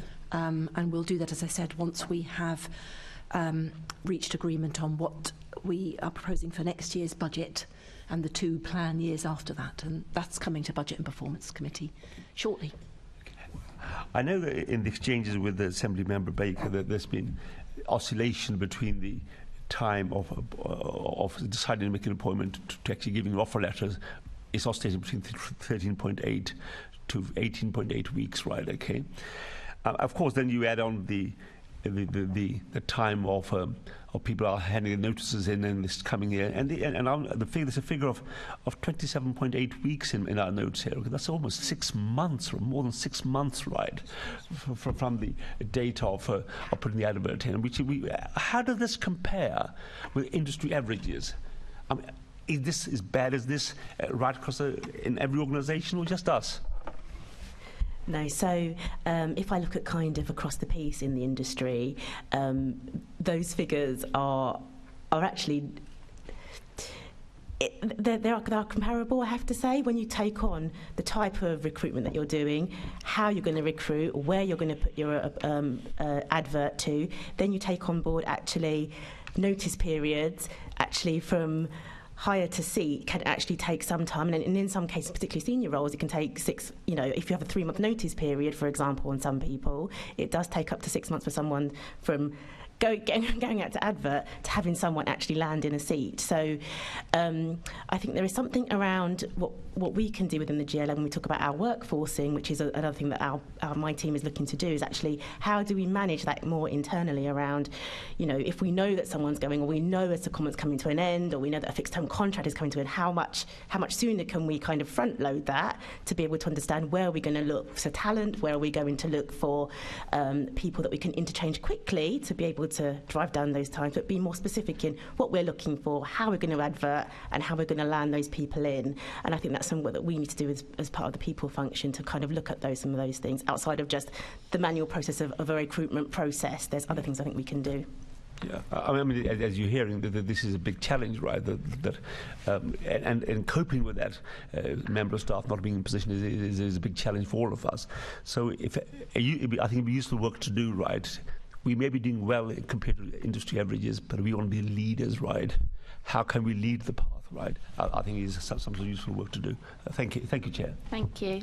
We've got to row back. Got a couple of Assembly members that also want to ask some supplementaries related to things we've covered, but just to say that we are 10 minutes over time, so if you could take no more than a few minutes, that'd be good. So, Assembly Member Prince. Yeah, sorry. So I'll keep it very brief. It's going back to the 4-week pay. Like my colleagues, I'm shocked that Mary never asked the question, and I won't go into that. But could I ask Maureen, you say that we have people on the monthly pay, or you have people on monthly pay. Can you tell me how much extra, or what disadvantages are there by putting someone on monthly pay rather than for weekly pay, please? I think the main one is it doesn't align with our financial reporting. So we report in 13 periods. So there's sort of like a manual adjustment you have to make when you're putting it into the accounts, because some of it straddles different periods. That's the main one for us. It manages the same as the other payrolls, but also the way we pay HMRC, we pay them periodically, so we've got to calculate the monthly period. So there's more back work for the team in doing it. But if you're doing it for whichever group you're doing it for, does that involve a lot more work if you're doing it for, let's say 50 people or 1,000 people? It does, because the payroll, it's working, especially if they're working across different areas. because then you've got to make the adjustment into the accounts in each of the areas. So it does impact by volume as well. I think for us the main driver is it aligns to our accounts and aligns to our payments to HMRC, etc. Can I ask you though, is it a significant cost? Would it be a significant cost if, when we transferred, you did monthly rather than 4 weekly? I wouldn't. I'd have to calculate that and come back to you with that. Would you? Yes, obviously I could do that. That would be very helpful. Thank you. Could calculate that. Thanks. Yes. So a sort of manager now has 9 different logins just to do their basic GLA duties. So there's a Surface login, MyHR, ePay for payslips, SAP Ariba for making payments, CTM for booking travel, TFL Talio for recruitment, eZone for compulsory e-learning, XMS for getting temporary staff through Reed, and the GLA information service. So that's 9 different logins just to do your basic everyday work. So have I understood it correctly that once we move to the new TFL kit, that everyone will have one login to achieve all of that? Sorry, it may not address all 9. Some of the ones that you talked about, for instance, with Reed, etc. It may not address all of those. It will consolidate some of those, and we can once we get into the ITSS conversation that we have, we can give a better idea of kind of what those will be. Mm-hmm. So I think. Are you concerned that when you talk about the difficulty of staff getting used to the culture change, that actually that sounds quite patronising, given the 9 different logins that people are coping with, and that the new system isn't actually going to eliminate all of that? Yeah, and apologies, and I didn't mean it to sound patronising. What I was talking about was a real change from sort of self-service from a HR perspective to kind of what we had previously, which was kind of staff embedded in the organisation. It wasn't very many staff that were servicing lots of people, and actually we didn't have things like service level agreements in place and those sorts of things. And obviously, as staff, we would have absolutely got used to a particular type of service, which is, we had individuals that would respond, not always quickly, but respond to kind of issues and things that we raised, the way in which data was being collected, etc. So I apologise, I didn't mean for it to sound patronising. What I meant was a change from kind of the way things were done to kind of where we're moving to, which is a much more self-service model. Mm-hmm. And then my final question, just very quickly, is just our team have said, we never get a staff-wide email to say, we're aware this problem exists, we're doing this to fix it, and we estimate it'll be sorted by this date. And, some of the when issues arise, actually just letting people know that the issue exists, so that other people don't have to go through the pain of discovering it for themselves. Actually, they're aware it may exist, and then if it affects them, that they can, they know what to do.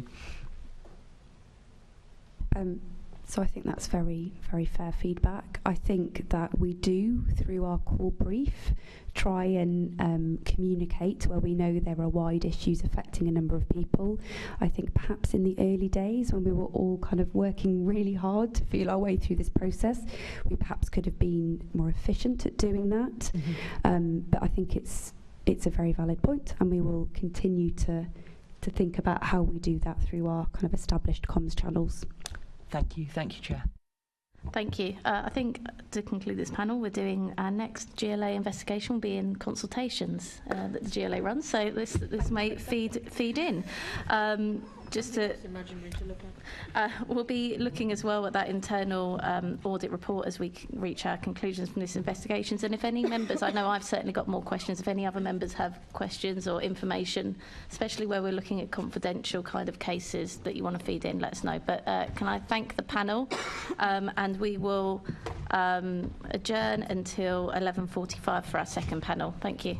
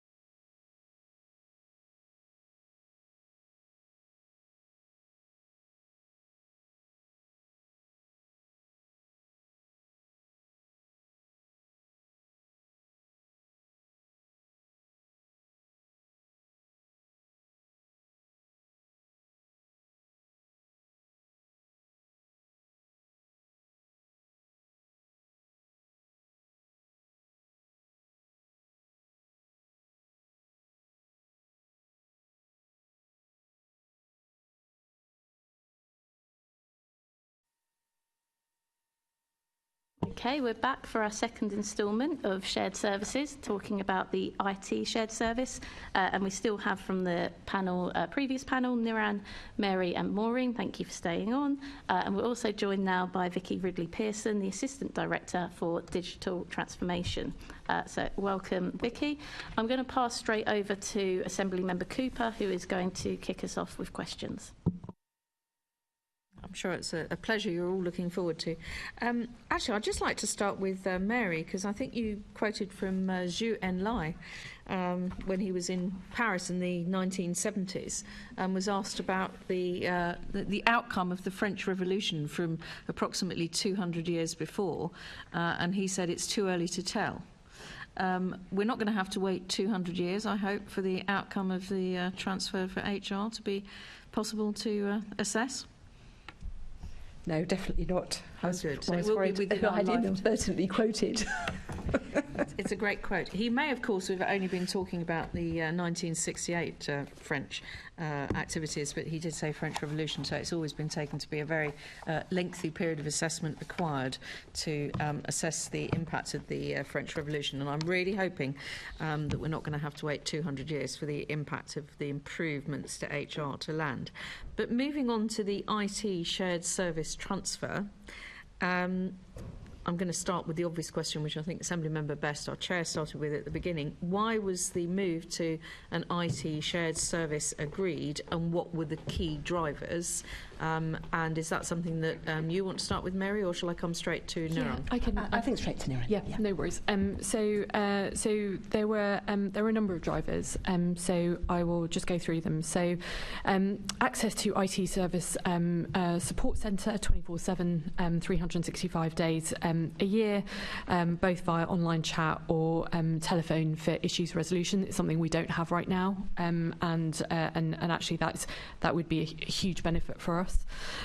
Access to self-service tools to undertake tasks such as ordering IT equipment for new recruits. We talked earlier about kind of the issues we currently have with that, and how we're hoping to seek improvements around some of that, and also being able to track the status of such things, which is something we can't do right now through an online portal, and rather than kind of chasing emails, which is kind of the system that we have right now.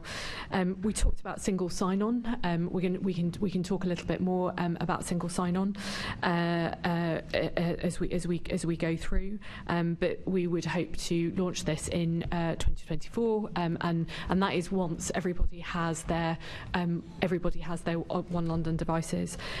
Also having a consistent service provision with actual SLAs.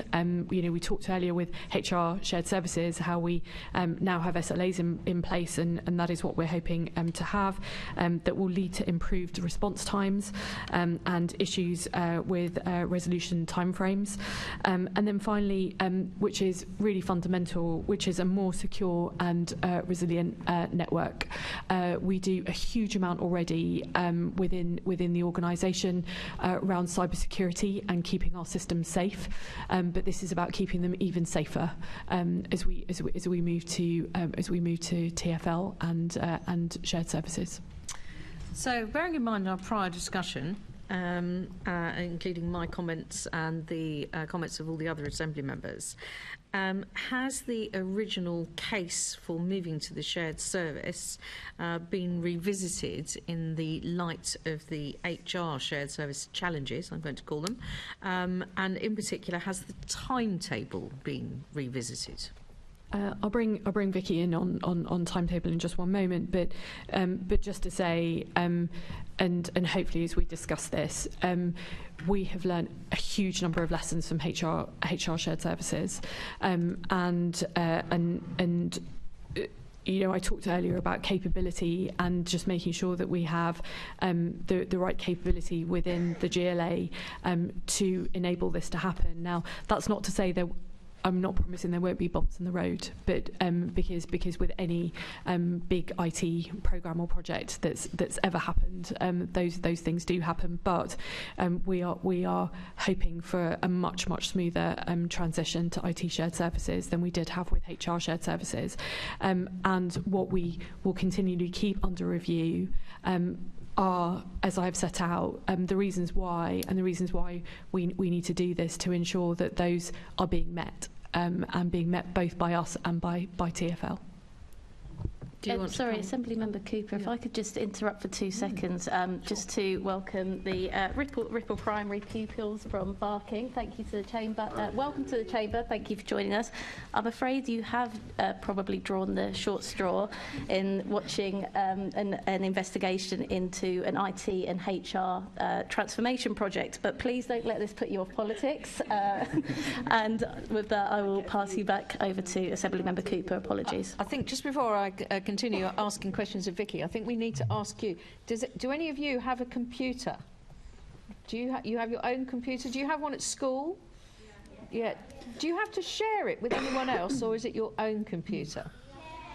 Share it, yeah. So we're talking about how we arrange all of our computers, which are all linked up together, and we're talking about making some changes to the way we link up the computers. Most of us have our own computers, but whether they link up properly, that is quite a big issue for us. And Vicky is now going to tell me whether or not the programme of transferring, how many staff will be being transferred? About 950 will be being transferred. So it's quite a lot. It's probably more than you have in your class. You don't have 950 people in your class, do you? No. So Vicky's now going to tell us how difficult this is going to be, and are you going to stick to your timetable? Well, so there's about 1,300 users that are going 1,300, wow, that's a big class. Yes, it is a big class.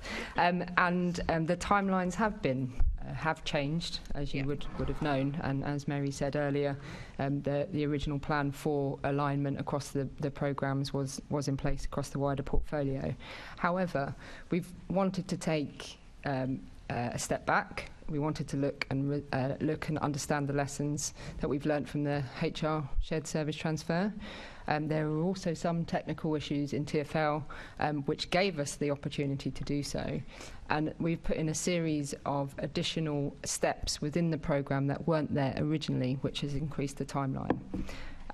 Some of them include user testing window, which we didn't have in the HR programme, which we're currently in at the moment. You may know colleagues that are adopting the One London device. We have 45 GLA and OPDC users currently testing that out on our behalf, thanking them. And we have a... Can I just ask you, how many people have you got doing the user testing? Are we doing that 45. Across 45? And is that across multiple different teams, so that we're getting a really good range of experiences and problems and issues are being looked at? Absolutely. So we had up till, I think it was the 25th of October, we had 111 issues raised, and 9 of them were outstanding at that point in time.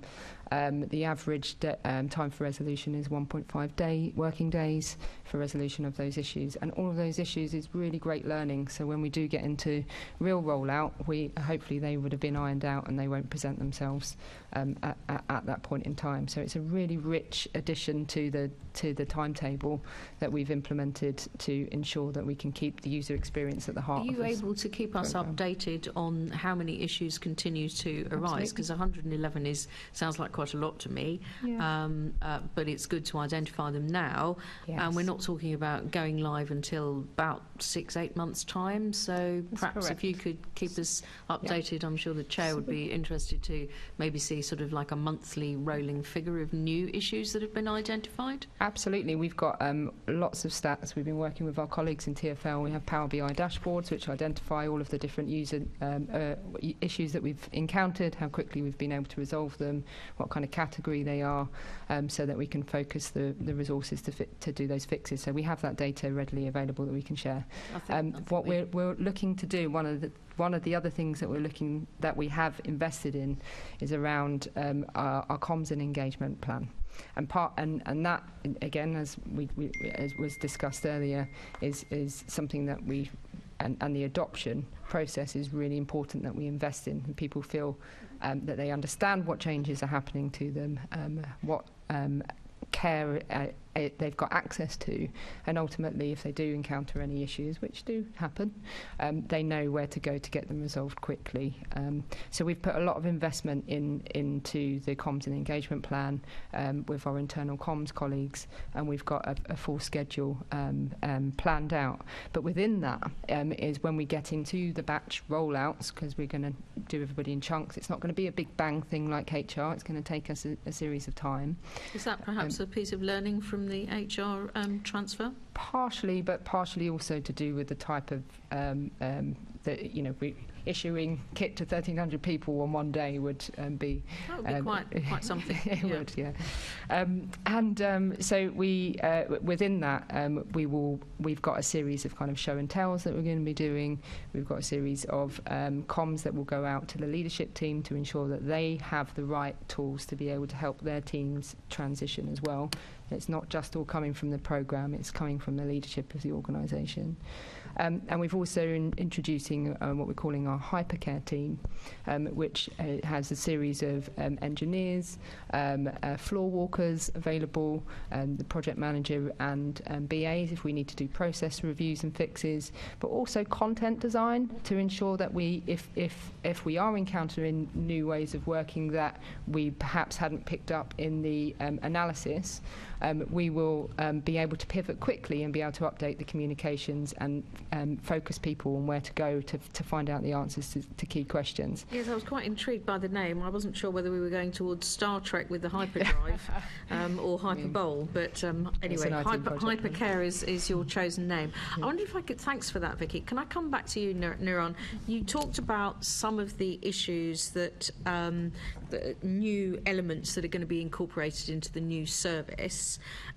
What are the current issues that you see with the level of IT performance, and in what areas are they, and how are they going to be improved by the new system, other than the ones that you mentioned, like a 24/7 support and all that? So issues that we have with our current current service. I think I mean, you know, we talked quite a lot today about Citrix. We've talked a lot today about kind of about passwords and the user experience and our ability to be able to access the things that we want access to do, to be able to do things more efficiently and effectively, because that's essentially what this is about. It's about us being able to do our jobs much more effectively and efficiently.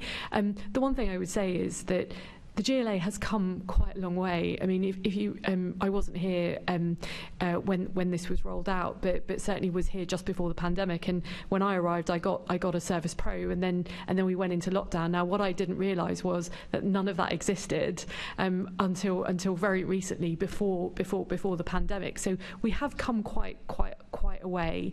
And what I'm hoping with this IT, our IT shared services transfer to TfL, is that we massively benefit from all the great work that happens already in TfL. They are much further ahead than us in terms of our sort of digital kind of maturity, and actually I think there's a huge benefit there.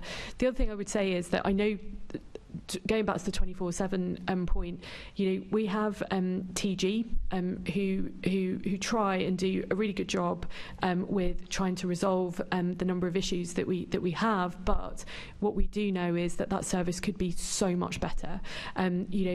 We within strategy and communications, we recently took on TG as part of Vicky's role, and actually we've done quite a lot of work in terms of uncovering kind of the number of tickets that we have, how those tickets are monitored, how we clear those tickets, etc.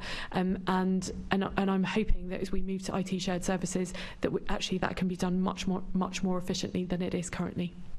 Well, I would hope so, because my experience of TG is that I don't want to experience it any more often than I absolutely have to, and I think probably most staff would feel like that, and that it's extremely inefficient.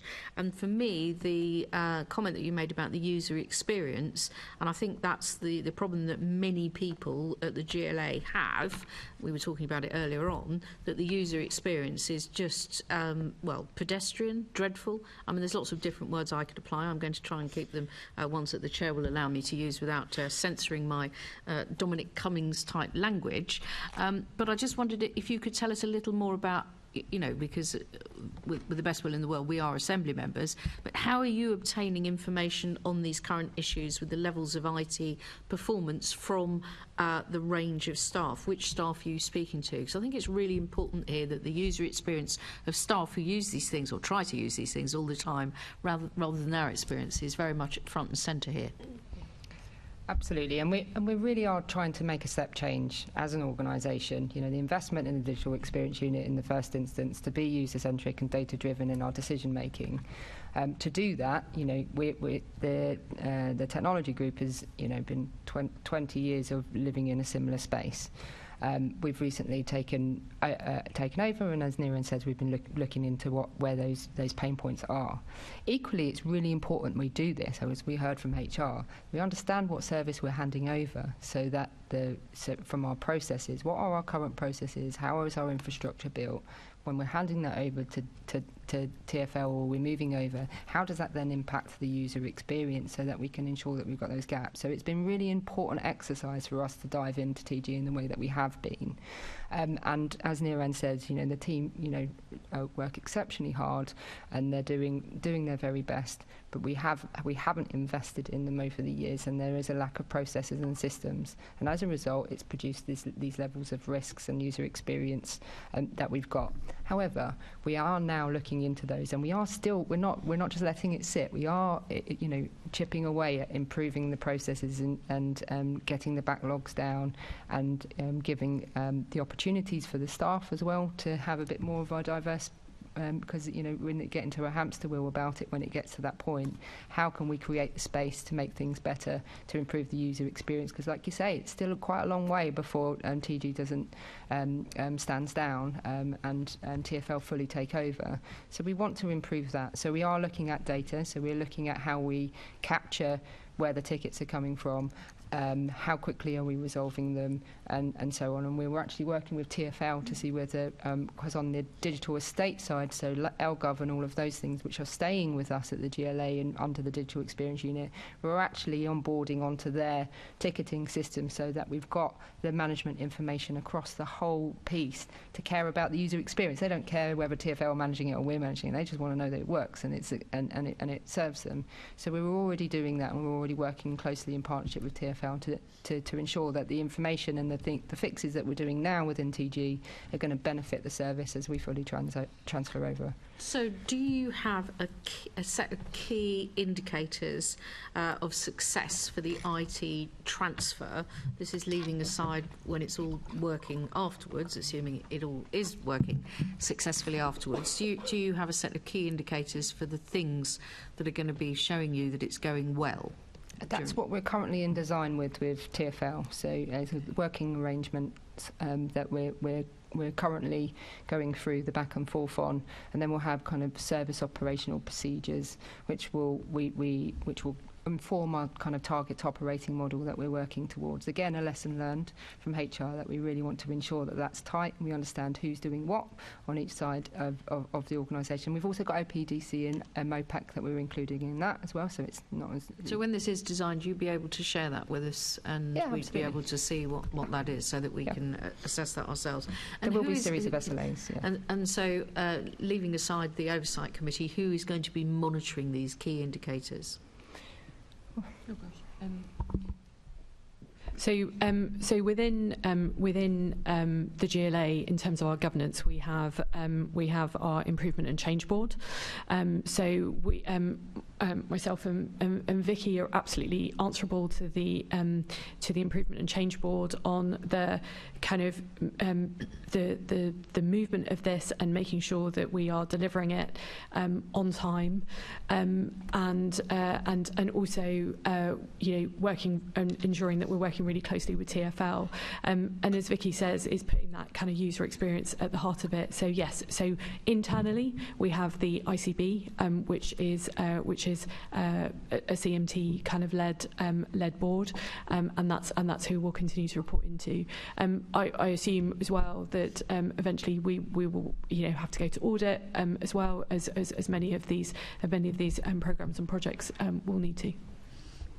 And finally, you've already mentioned not trying to issue 1,300 new devices on the same day.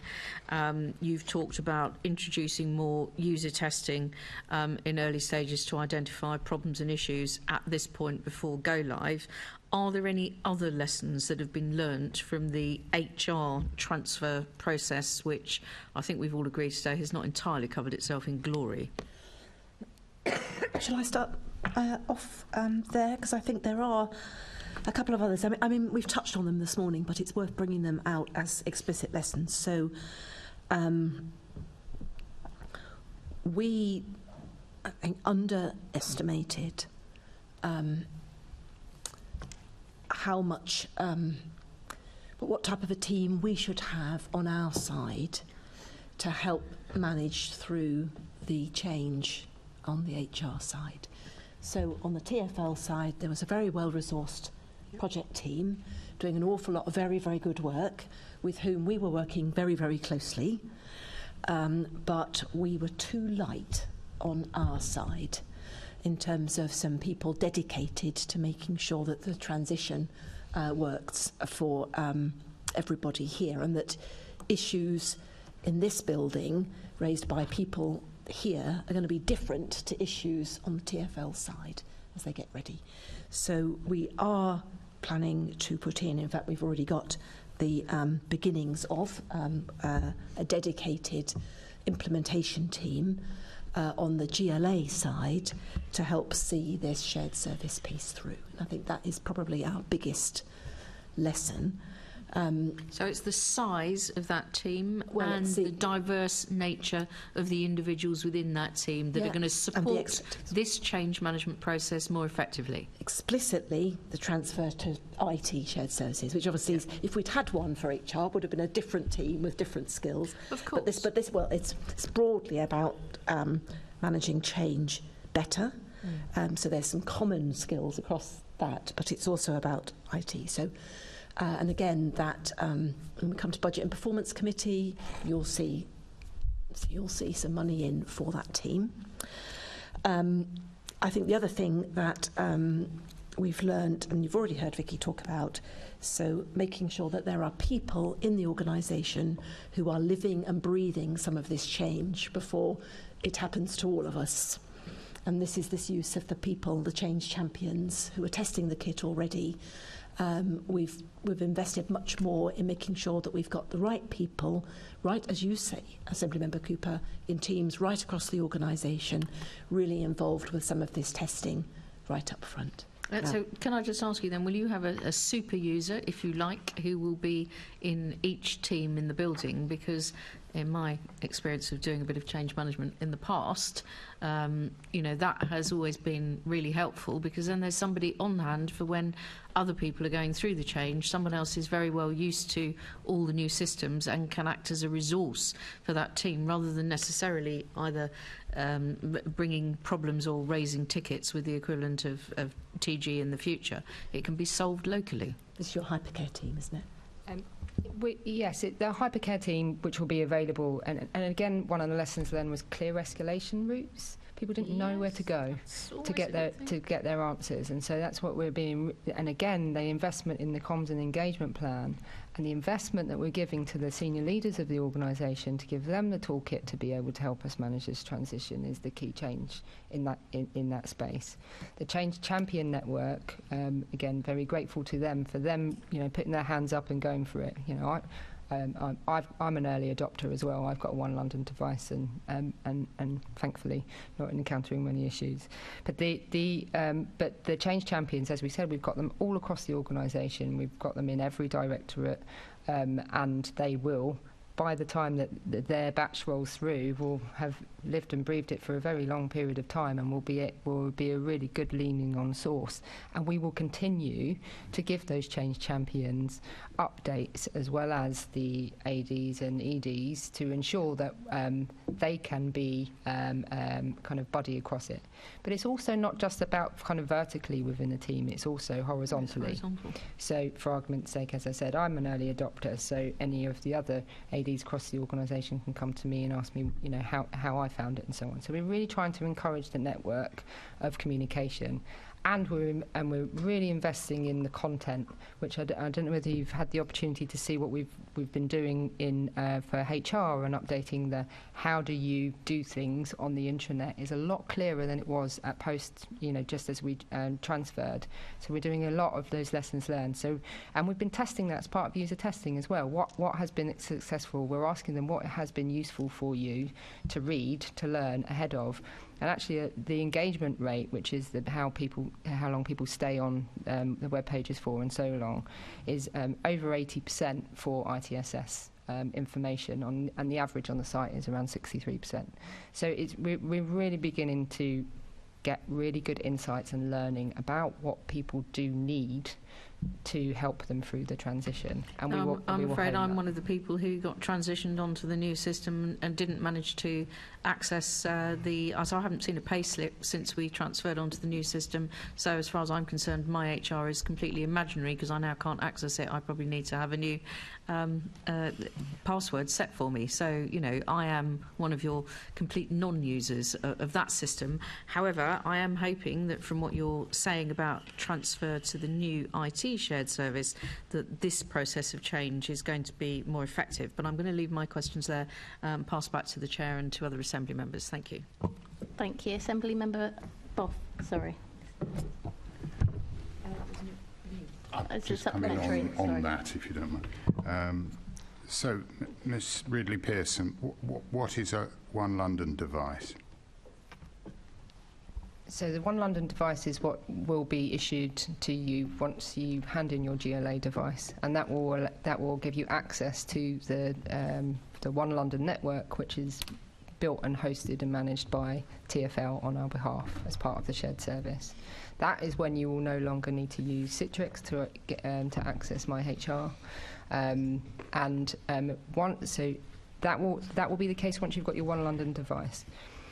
When for the kind of single sign-on that was been talked about earlier on today, with regards to the multiple passwords, we have what we call the Office 365 tenant.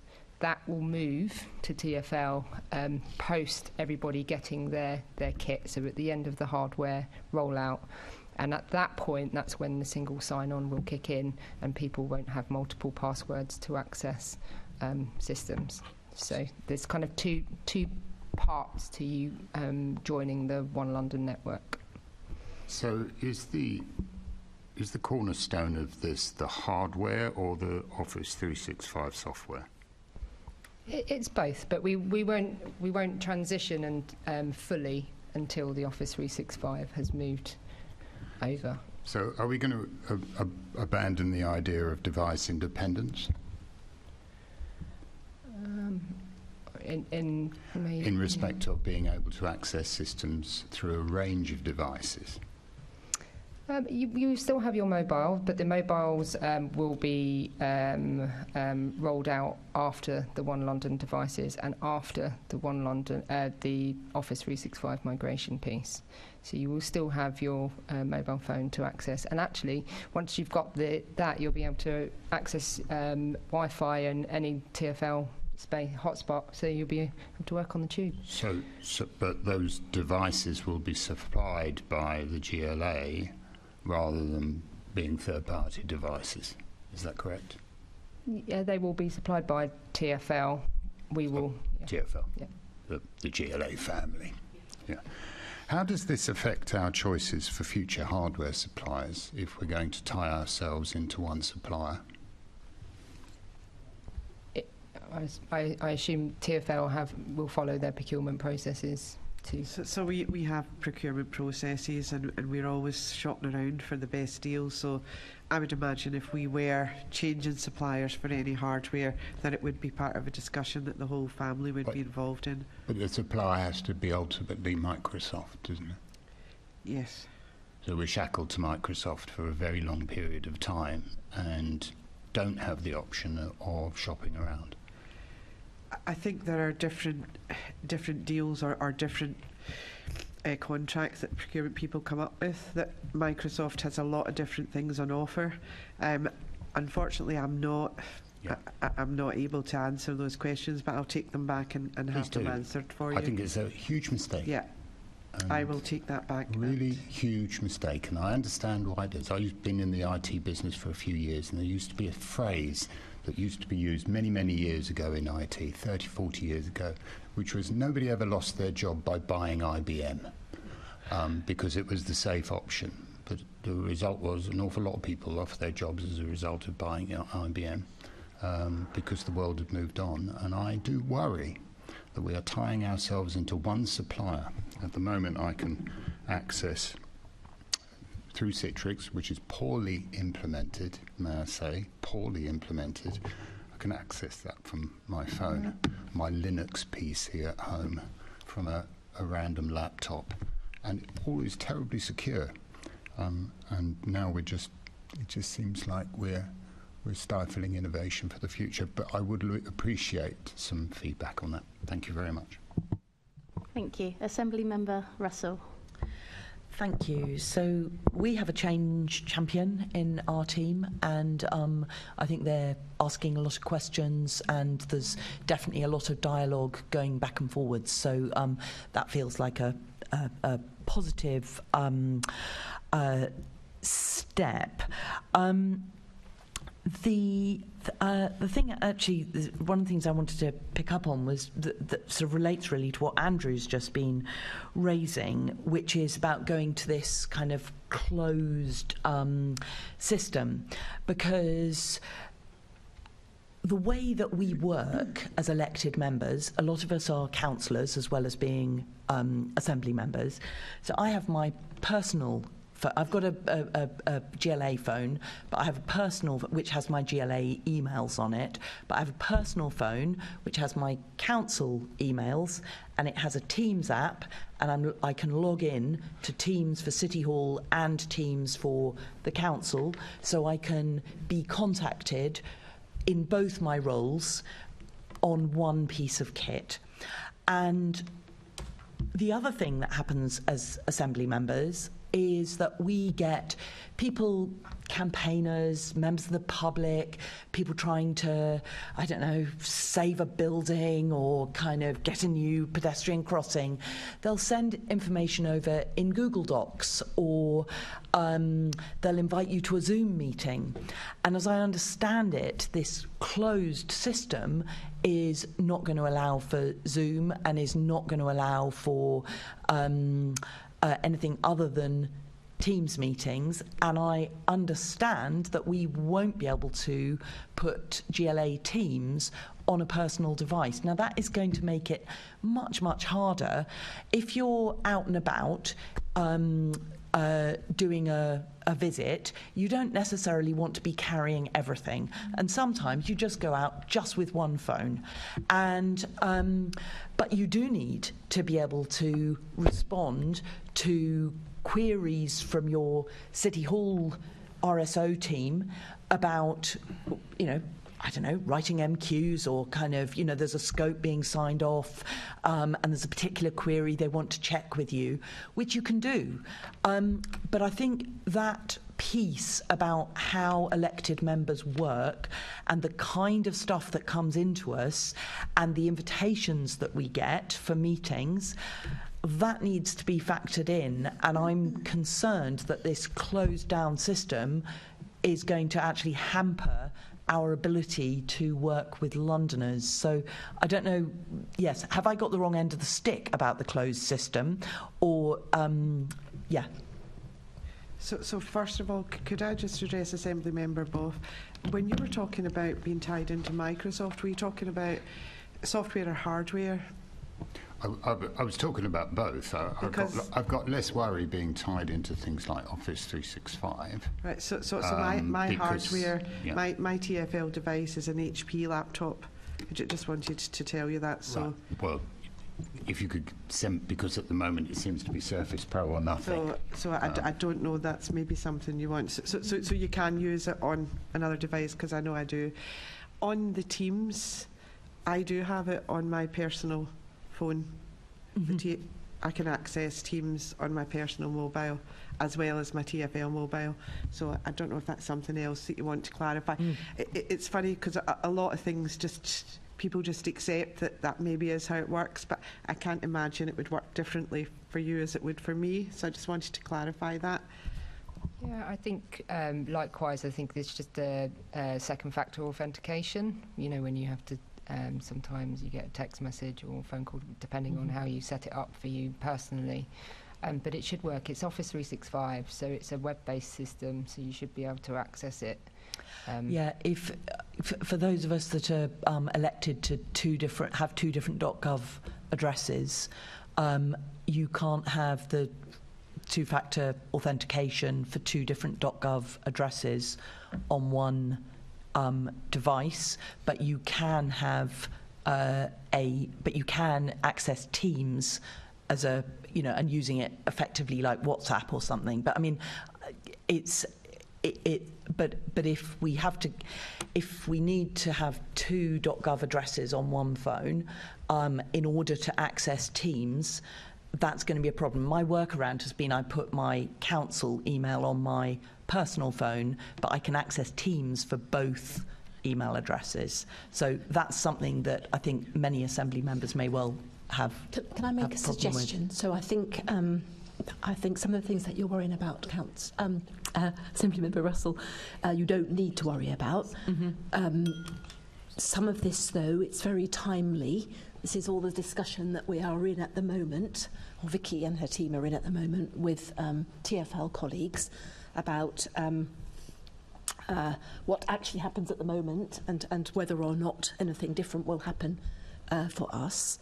But I think bringing to life some of the dual and sometimes even triple roles some of you play to somebody in your team, or you, Vicky, I think would be very helpful. Mm-hmm.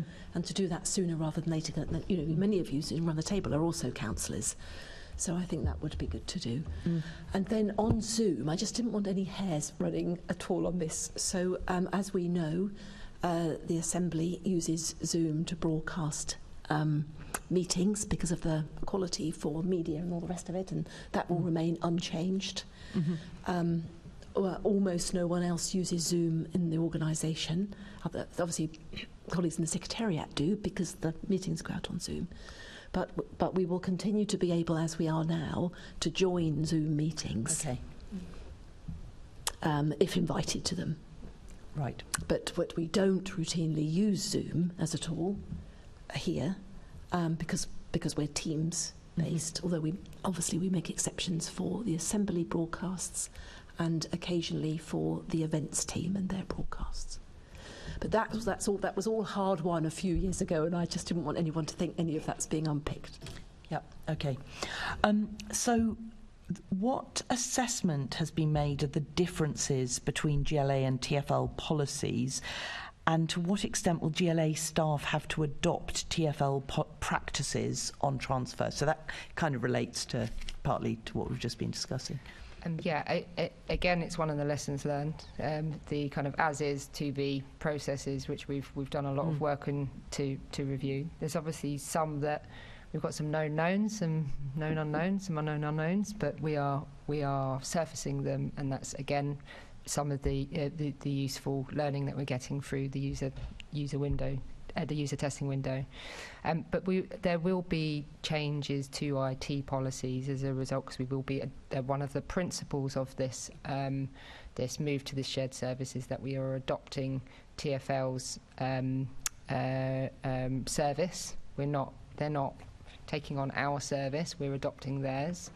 And that is only beneficial to us, particularly around cyber security, where they have, a suite of team. We have one person, who manage and protect the estate and the infrastructure.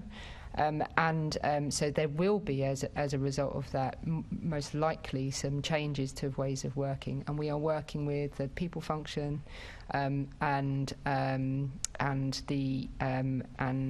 within the digital experience unit ourselves, plus TfL, to work out what those are, and also whether we need to align, because as I said, the digital estate that's remaining, we don't want two ways of working. That could be confusing for the users. Where can we make some alignments to ensure that we are very clear about the expectations around policy around using and protecting our data as an organisation? And again, the governance team too, which will lead on the policy decision making. No, I totally get the cybersecurity is absolutely critical and kind of is it's a huge risk for every organisation. I imagine the GLA is constantly sort of fighting off cyber incidents. But what will be the process? Is there a step in your transfer programme that actually engages with, because I think the assembly the assembly members and our teams possibly work differently to other parts of the GLA. So is there a step where we are directly consulted about what the changes are likely to be, and for us to give our feedback about how that relates to how we actually work in practice, and to check whether we're going to need workarounds or whether there's anything that can be adapted to actually work better for the way that we work? So to be really clear, the policy, the IT policies are led and they're organisationally owned. They are a governance issue, so that we've got our governance teams talking between TfL and ourselves currently, and MOPAC and OPDC, because they all have their specifics too, for us to align to, and for us to then kind of do that kind of gap analysis about what then changes and what doesn't. So we are in that process at the moment.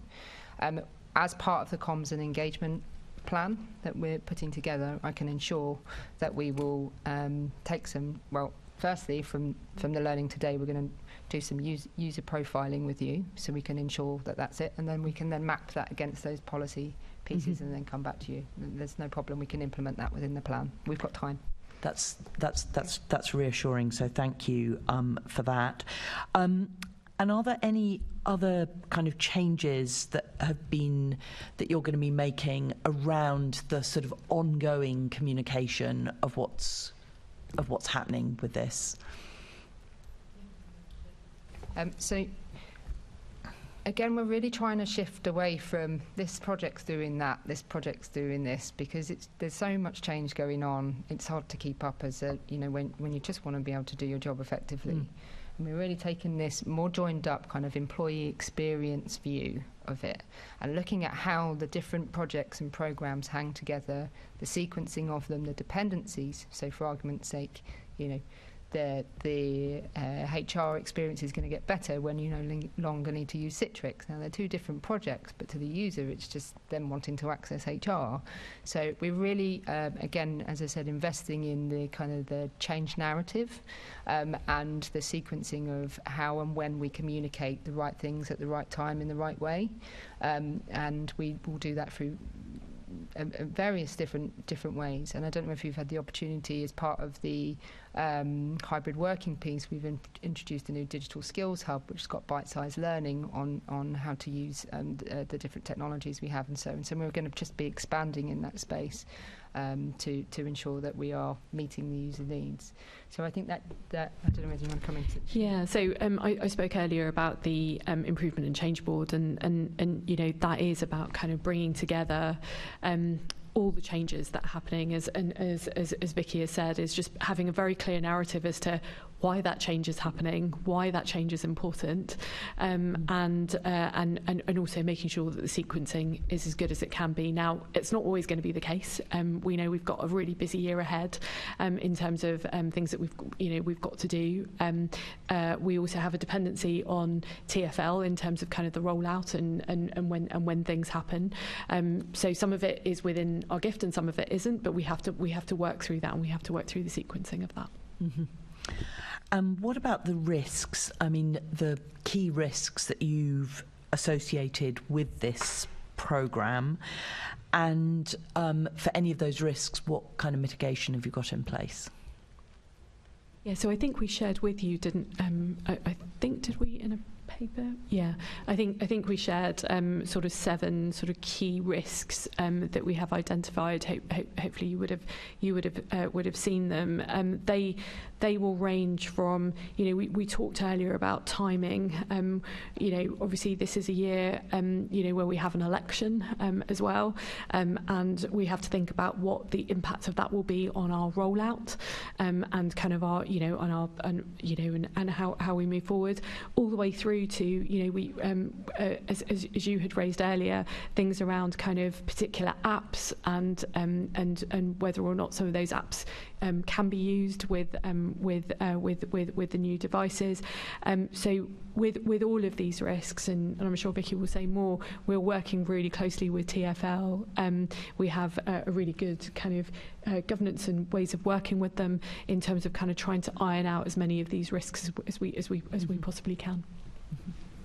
I mean, certainly in terms of the up until the pre-election period, that last bit is a really busy time of signing off committee reports, and if anyone within scrutiny or the Assembly is having a kind of an IT rollout at that point, that wouldn't be any rollout will be after the pre-election period starts. Can I just make something clear? So we're going to have a go no go kind of sort of date, and we are absolutely already doing very, very careful planning around the rollout timetable.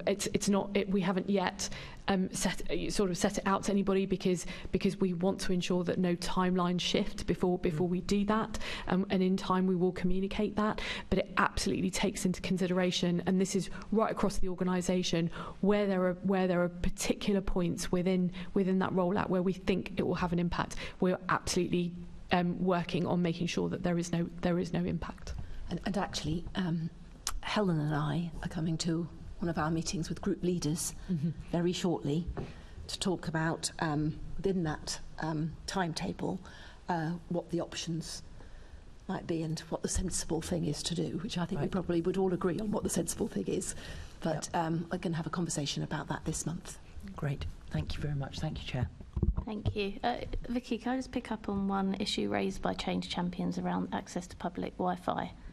Of course you'll know the nature of the work that staff do. Sometimes that's necessary with hybrid working, site visits. Is there a way to make sure that we can have access to public Wi-Fi?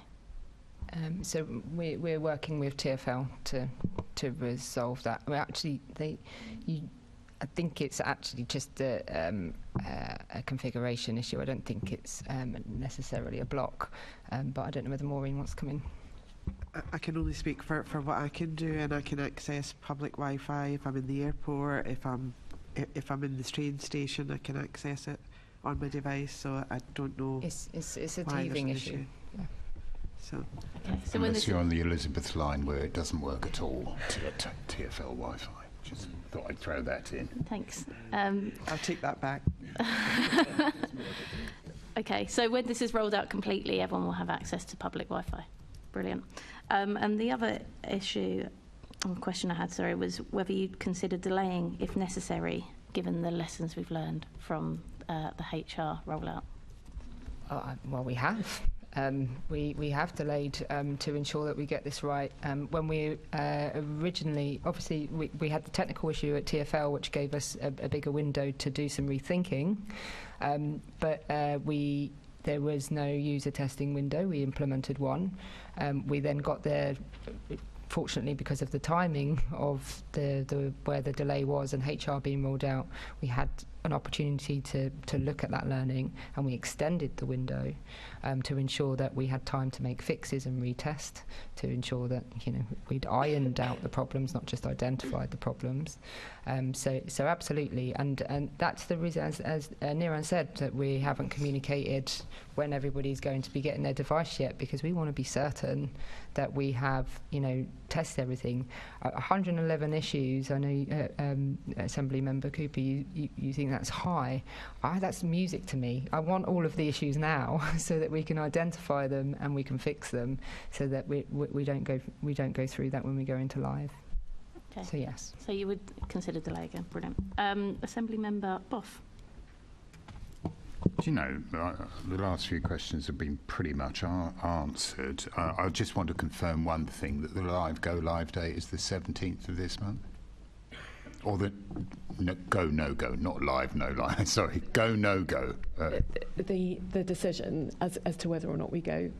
It's not on the 17th, but it'd be before the end of November. Before we're just the end of identifying when we can get all four organisations I together. think all those other questions that we prepared have pretty much been asked, but thank you. Just to come back on that comment from Vicky, I agree. I would rather we identified 111 now. All I was saying was that it would also might be helpful if you could keep us informed as to how many more we identify over the forthcoming months, because I think identifying things before you start to roll things out in a big way from March, as my understanding is going to be the sort of big rollout if we go ahead, it's much better to do it now and have super users getting used to things than to wait until then and then suddenly discover that people are identifying 111 problems across multiple users after go live. There's an extensive list, a checklist that needs to be met as part of the reporting before the go no go decision, and part of that will have all of the statistics and data behind it as to what issues we've encountered and how we've resolved them.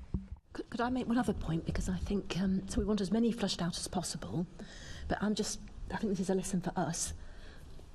So, for example, as Assemblymember Best has said, there's a current problem with the kit about public Wi-Fi, but we don't think that's going to be a long-term problem at all. We think that's fixable. What we don't want is word getting out, oh, this new kit isn't going to be able to access public Wi-Fi, isn't it? So we're going to have to think about how to be clear about the issues we have found, but also either that they're fixed or that we understand how they will be fixed, because that's the whole point of the test. But I mean, there's connectivity problems upstairs with some of the new kit, we know that, but that doesn't mean to say it'll be like that forever, and we just need to get that balance right, which I think comes back to all your points this morning about communication and updates. Well, luckily the whole of London and all the staff tune into our Oversight Committee, so hopefully that, I hear anyway. Okay, well, thank you. I have had a message since we've been here from someone who was one of the people who was under huge stress due to the failures in the HR shared service. We had more starters during September and another couple this week, and didn't realise how stressed they were until the new starters started this week, and became very tearful as they started passing over some of the multiple roles that they've been fulfilling. So the sooner that we can get that fixed, the better, because I think that's really quite telling that people are, saying that they are so stressed, they don't actually know how stressed they are until the stress starts to go.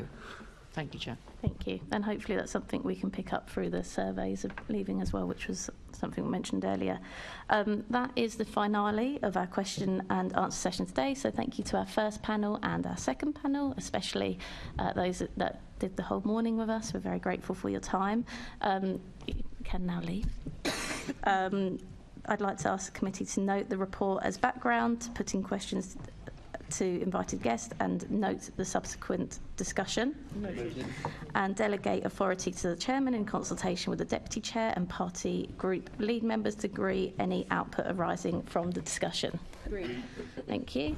Okay, we'll move on to the Assembly budget requirements. I see Helen's waiting in the wings. I did have indications that we were all happy with this, though. hoping there wasn't going to be any questions. So perhaps that is still the case.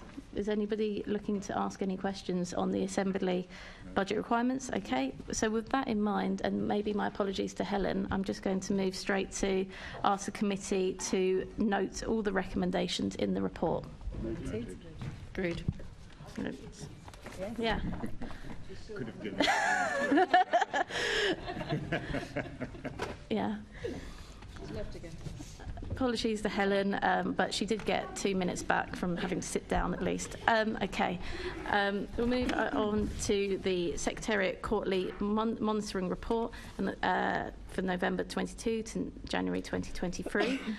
Just to say, I have spoken with Zoe, the Assistant Director of Scrutiny and Investigation, before here, and we have had an apology for the lateness of this report due to staff absences and shortages. We also are expecting an updated paper on the future of these reports going forward, which will be coming to our next oversight scrutiny meeting. But with all that said, unless there are any questions on the actual context of this report, can I ask the committee to note the Secretariat Quarterly Monitoring Report for November 2022 to January 23? Noted. And moving on to item number 8, the report for February 23 to April 23. And unless I see any other comments, can I ask the committee to also note that quarterly monitoring report? Noted. Thank you very much. Moving on to the Oversight Committee work plan, can I ask the committee to note its work programme for 23-24? Is that no? I think Assembly Member Cooper would like to... No, it was just a query really, because obviously these are sort of almost placeholders really for what we might actually be considering at these meetings. And I just wondered if we had a bit more detail perhaps about the next meeting, which is actually later this month, because it's the 1st of November, it's the 23rd. Surely we've got a bit more detail than just saying Chief Officer consultation reports, if any, and GLA group public consultations and engagement, because that's the same for November and December, and it's not really very clear really what we might be discussing, and I thought we might be a bit further forward. Thank you, Chair. We do have a scope, and the scope is with group leads. So your group lead unfortunately isn't here today. Hopefully he will share that content with you straight away. Okay, so with that being said, can we note the work plan for 20 programme? Thank you. Okay, the next meeting of the committee is scheduled to take place on the 23rd of November 2023 in the chamber of City Hall, and there is no other urgent business. So with that, thank you all for coming, and bye.